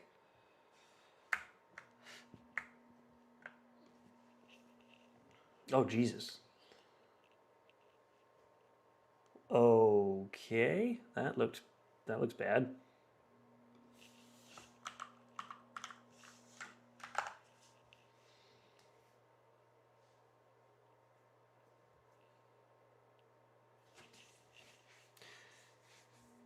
Yeah, we're not playing live music. We'll just leave that up for now. Play around with old school macOS. Tim Cook is Tim Cooked. Well, I'm curious.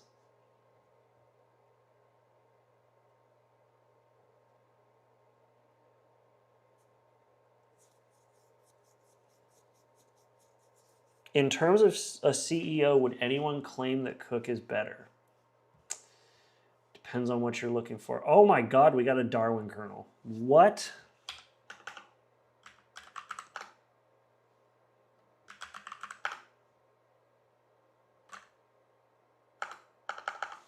How did we get to the Darwin BSD base? What?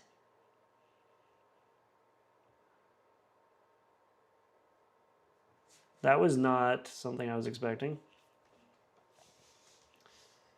100%. 100% of you, huh? Well, let me ask you though. What are your, okay, so 100% of people, but what are your judgments of a CEO? What would you say is the requirements of a good CEO? I'll ask it that way. What would be the requirements of a good CEO?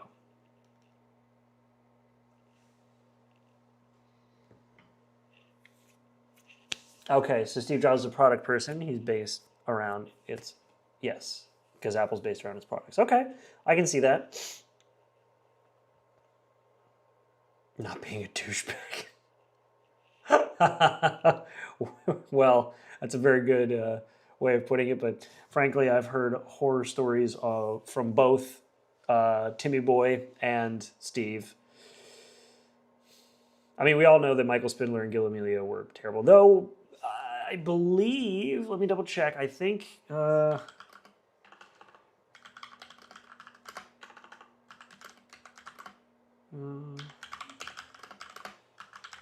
think it was Michael Spindler who switched to. Yeah, it was between John Scully and Michael Spindler where they did the switch from Motorola to PowerPC.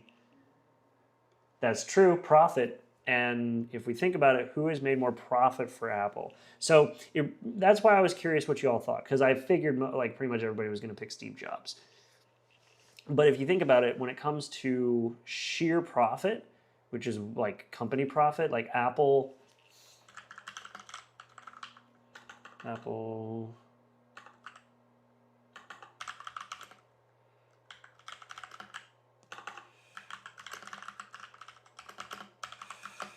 If we look at the two graphs, it's a very different time with Apple, because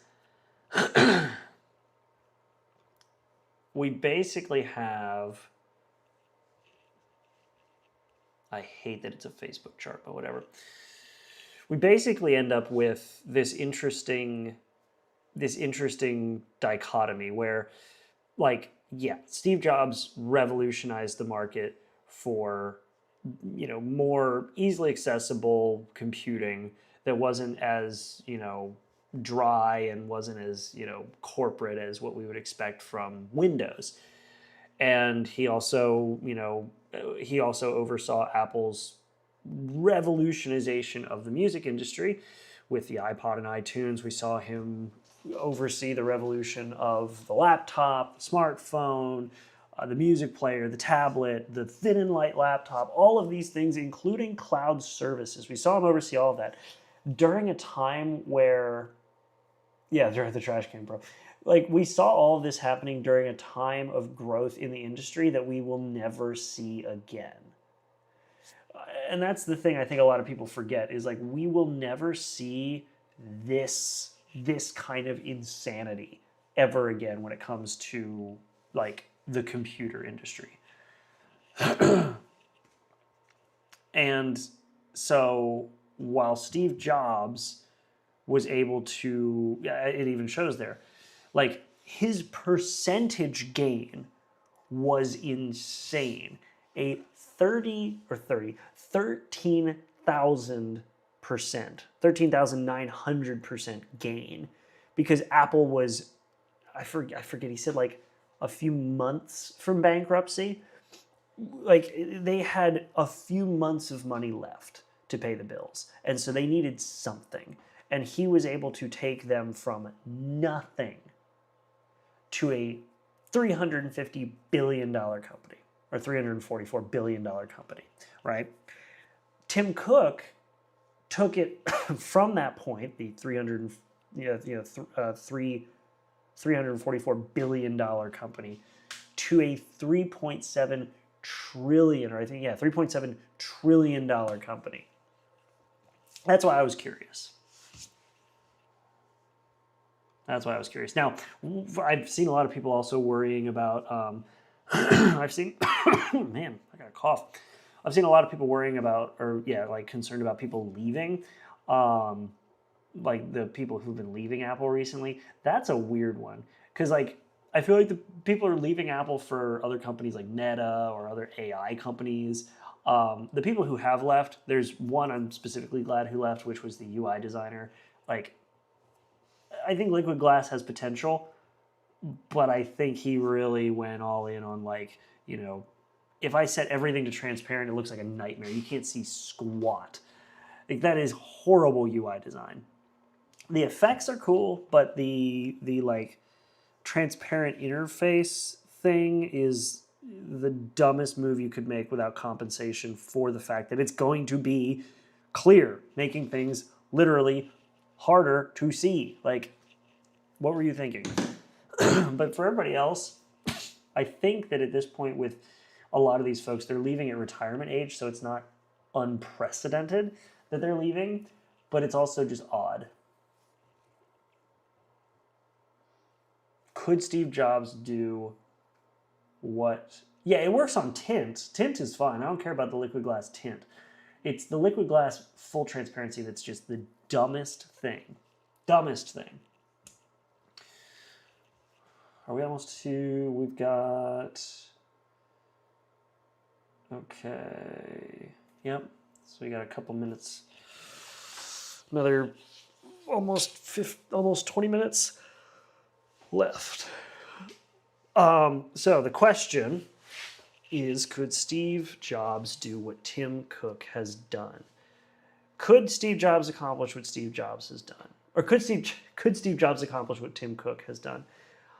I don't think so. And the reason I don't think so is because Tim Cook definitely has no problem getting to a point where he says, I don't care about the product as much as I care about making sure that people buy it. Steve Jobs was, people don't know what they want until I tell them, which is extremely arrogant. But I mean, if he didn't think that way, then somebody else was going to, and they were going to make a smartphone. Or somebody else was going to think that way and make the iPod or the iPad or a thin and light laptop. he was a very arrogant person, and a lot of times that arrogance made people hate him, but it also made a lot of people really, you know, it, best way I can put it is it made him an asshole, but it made him right a lot of times, which was not what a lot of people wanted, but it made the, it made the technology that came out of his arrogance much more impressive. Tim Cook, on the other hand, he's willing to foster ideas. He's willing to, encourage or push ideas that seem to be somewhat of a change or the future. This guy brought us AirPods, the most popular wireless headphones. He brought us the Apple Watch and Apple Pay, which Apple Pay is now like the default that I pay for things in Taiwan. It's the default in a lot of places. I think that Steve Jobs would have probably stepped down at the point where he realized that his people don't know what they want until I tell them doesn't work anymore. And we're at the point now where, when it comes to a computer or a tablet, what are you going to do? Like, oh, people don't know what they want until I tell them. Okay, well, you've told them they want a smartphone. Smartphones are everywhere. You've told them they want a tablet. Tablets are now in every corner of tech when it comes to small touchscreen devices, whether it's a bigger one for a tablet or a tiny one for a phone, they're everywhere. Laptops, common. Everybody wants them. Music players, they're in your phone now. And it would hit a point where he goes, well, I don't know what people want. I think that would be what would happen. Came from a massive high competition era of personal computing. Exactly.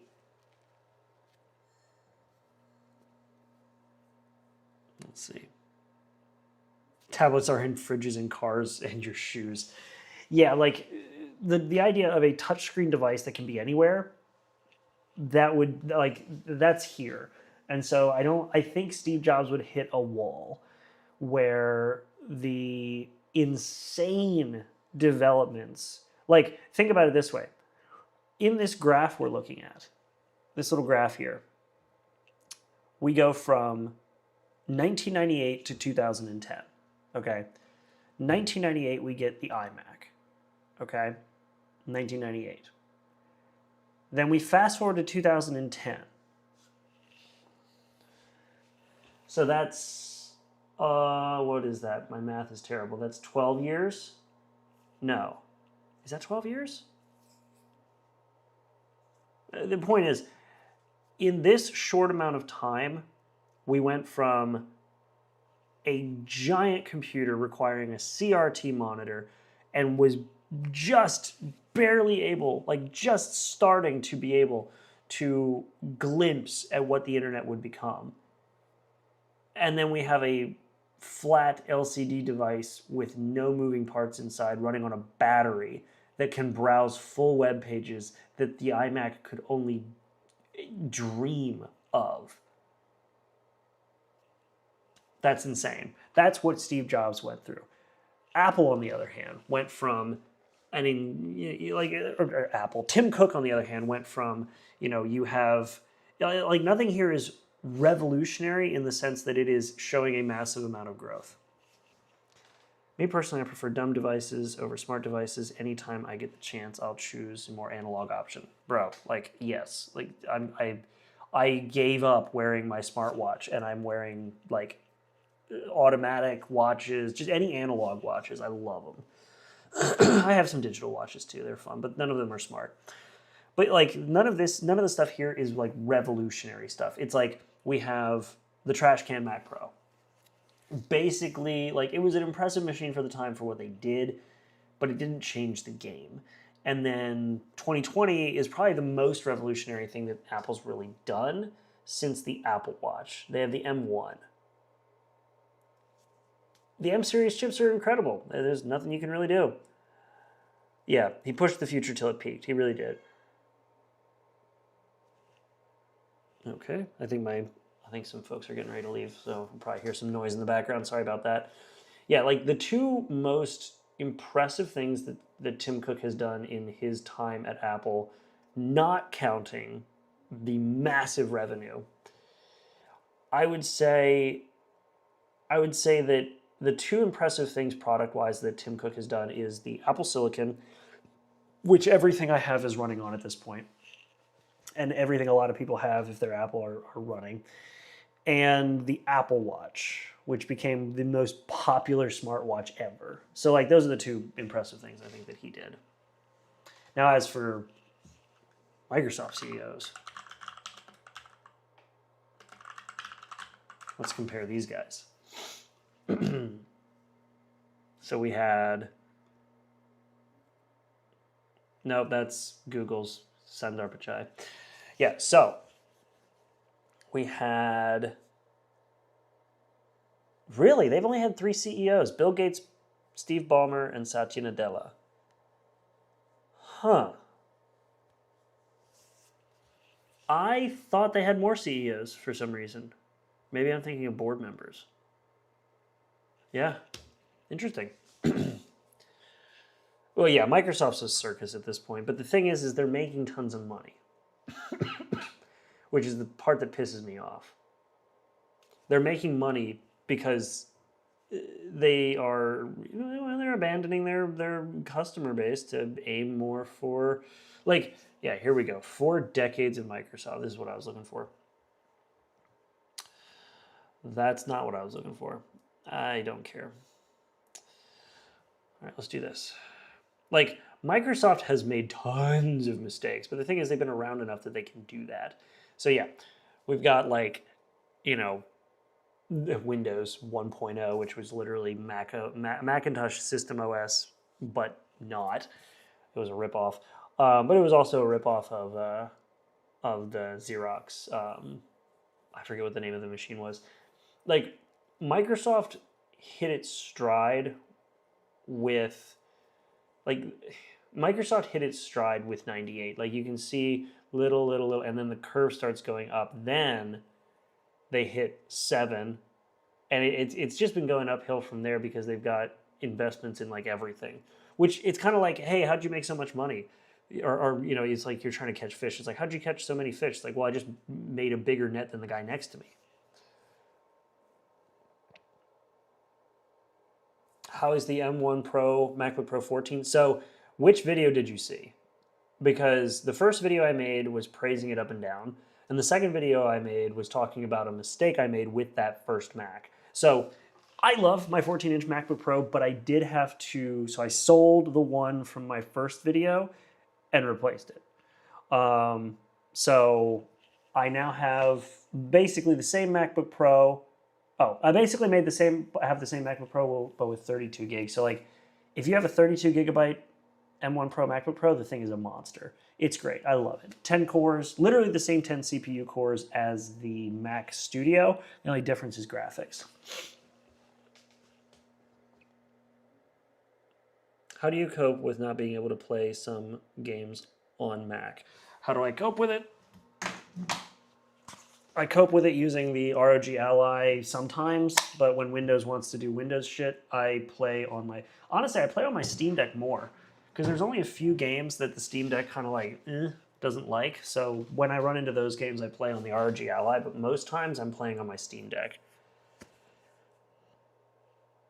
16 gigabytes is good for you? I mean, if it's good for you, that's great. It's just like, because a lot of these systems share system memory as well, so like system memory goes between system and graphics. If you do anything that has a lot of graphics going on, you're going to be not having a good time. All right, let's try another version of macOS. Let's try... I mean, they said 10.0 was stable, but obviously it's not. Let's try it again.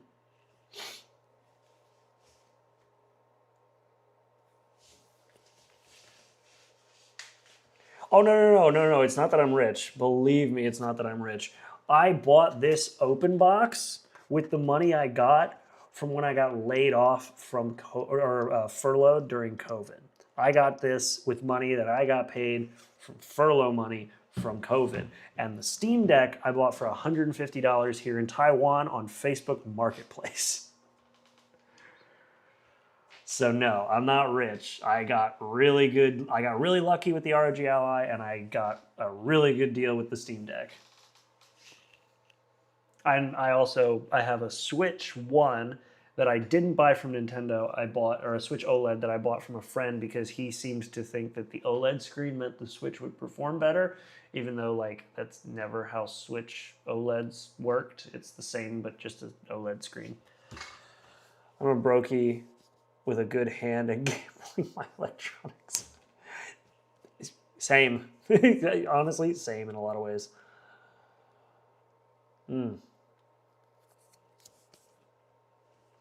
So, yep. Wait for this macOS to load up here, see if we can play with it. It doesn't want to play for some reason. Initializing network. You don't have to. It's okay. But yeah, no, I never bought any of the like expensive electronics that I own. I've never bought any of them with thoughts on the gaming industry. I mean, what is there to say about the gaming industry? It's like if you want true innovation, you got to go with indie stuff or small developers. Ideally, not small developers that. Ideally, not small developers. Anyway, ideally, not small developers who are. What? Do I use Raycast on Mac? Rarely.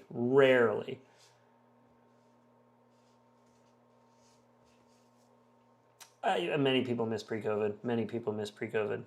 I miss it, but you know, it's more peaceful here at the moment in Taiwan than, which is weird. Like, I'm literally living in a country where 2 days ago we had a blockade around the island from, the Chinese government, and yet I felt more relaxed there.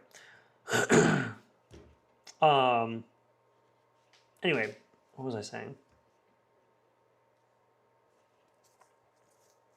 I don't even remember anymore. Oh, thoughts on the gaming industry. Yeah, go small. Small developers, you get great stuff. Ad Hoc Studios freaking crushed it with Dispatch. You've got Expedition 33, which, like, after I read about all the fuss that all the crap they were getting about they're like, oh, you used AI, and it's like, yeah, placeholders. Like, I'm fine with placeholders as long as y'all aren't like, if y'all aren't going in and being like everything was, generative, then it's fine. I don't care. I think people need to be more specific with how they complain about AI. I have a whole video planned about my thoughts on AI. Isn't China threatening Taiwan right now and stuff? No. They got pissy about an arms deal between, I think it was the U.S. and Taiwan, so they tried to throw some sanctions on there. But as a show of force, they wasted billions of dollars sending a bunch of ships into 5 different locations around the island and firing missiles at fish. And then they left. And then the other thing that they launched, this was hilarious. Hold on, this was hilarious. China.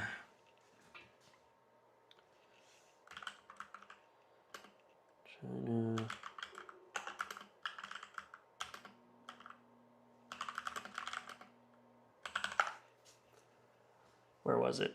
They put some like terribly done. Where was it? Yeah, this. Is this? No, that's the drone. Yeah, they did this, which, like, really, guys?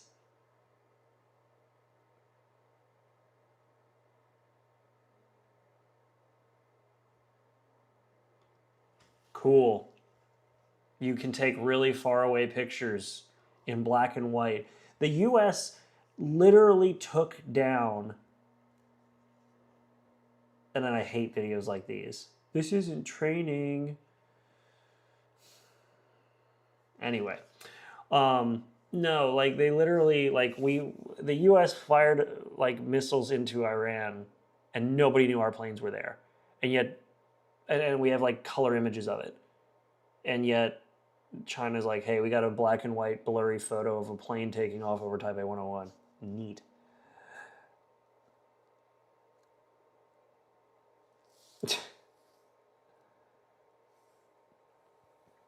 Anyway, because AI saves on text. Like, okay, the AI thing. I hate the fact that I said it, but it is what it is. GTA 6 will paper over cracks. No, it won't. It's going to probably exacerbate it, honestly. It's probably just going to make it worse in a lot of ways. Yep.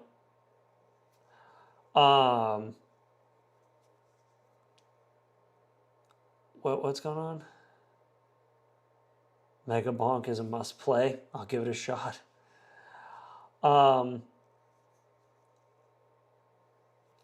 The AI thing for me is weird because I have this sort of, I've had, past experiences with using AI where it's like if I'm not using generative AI, I don't care. I do not care in many ways. And I'm not saying I don't care like, oh please don't screw this up or mess this up, but like literally if you're using generative AI, screw you. But if you're using it for things that you already know how to do. So like I know artists where they'll draw something and then they want to try out a color palette. And so they'll use AI to kind of like match color palettes. You know how to match the color palette. That's fine. Let me show you another example. An example I have. All right. And then we got 5 minutes. Let's see if I can get Final Cut open in 5 minutes. Not compressor. That's a bad start. We'll close this down and then we'll switch to a countdown here in a minute. So here's a good example. If I go into trying to make sure I don't show any projects I don't want to. All right, hold on.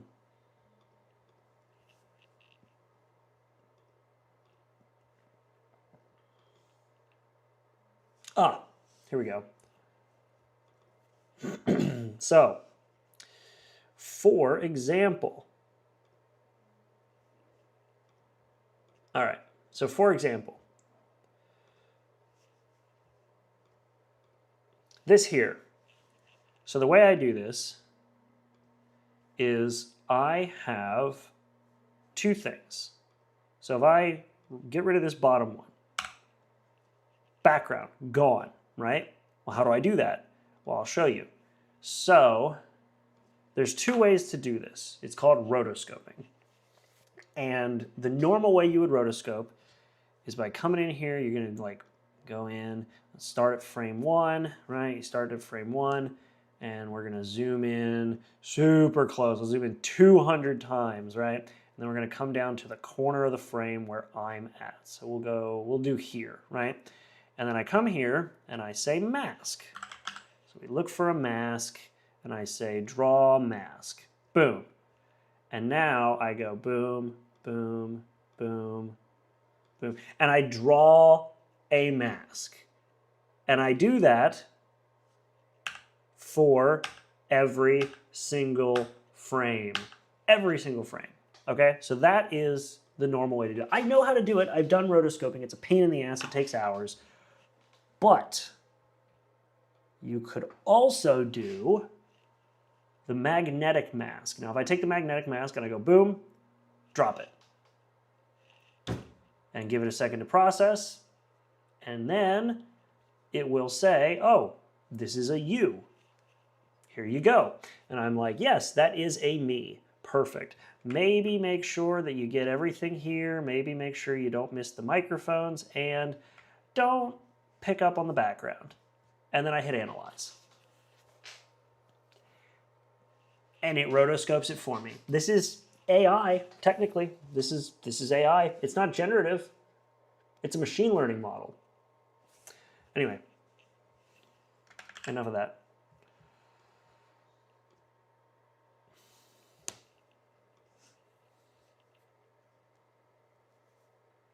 All right, let's go.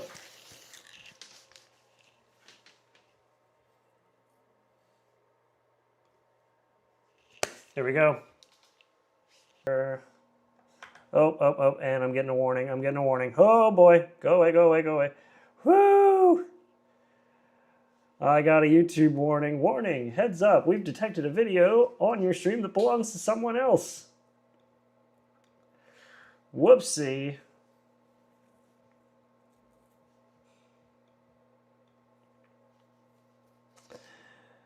The man, yes. All right, well, that is that. That was fun. That was lots of fun. Oh man, that was a fun stream. We had a lot of people watch. We had a ton of people watch. And this was all just a test stream and it seemed like everything worked okay.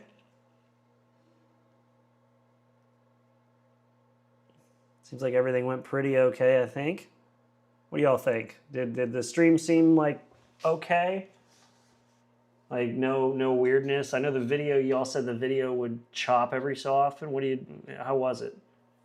Obviously, this is not going to be the main camera, but this is all I had at the time, so I got to rearrange some stuff. All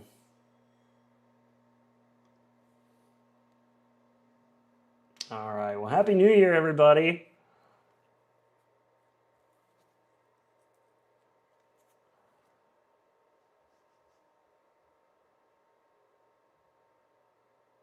Okay, yeah, Dark Lord. All right, cool. Well, I have a couple tweaks. I've got some notes on things that I definitely want to improve on. Let me go ahead and message my family, make sure.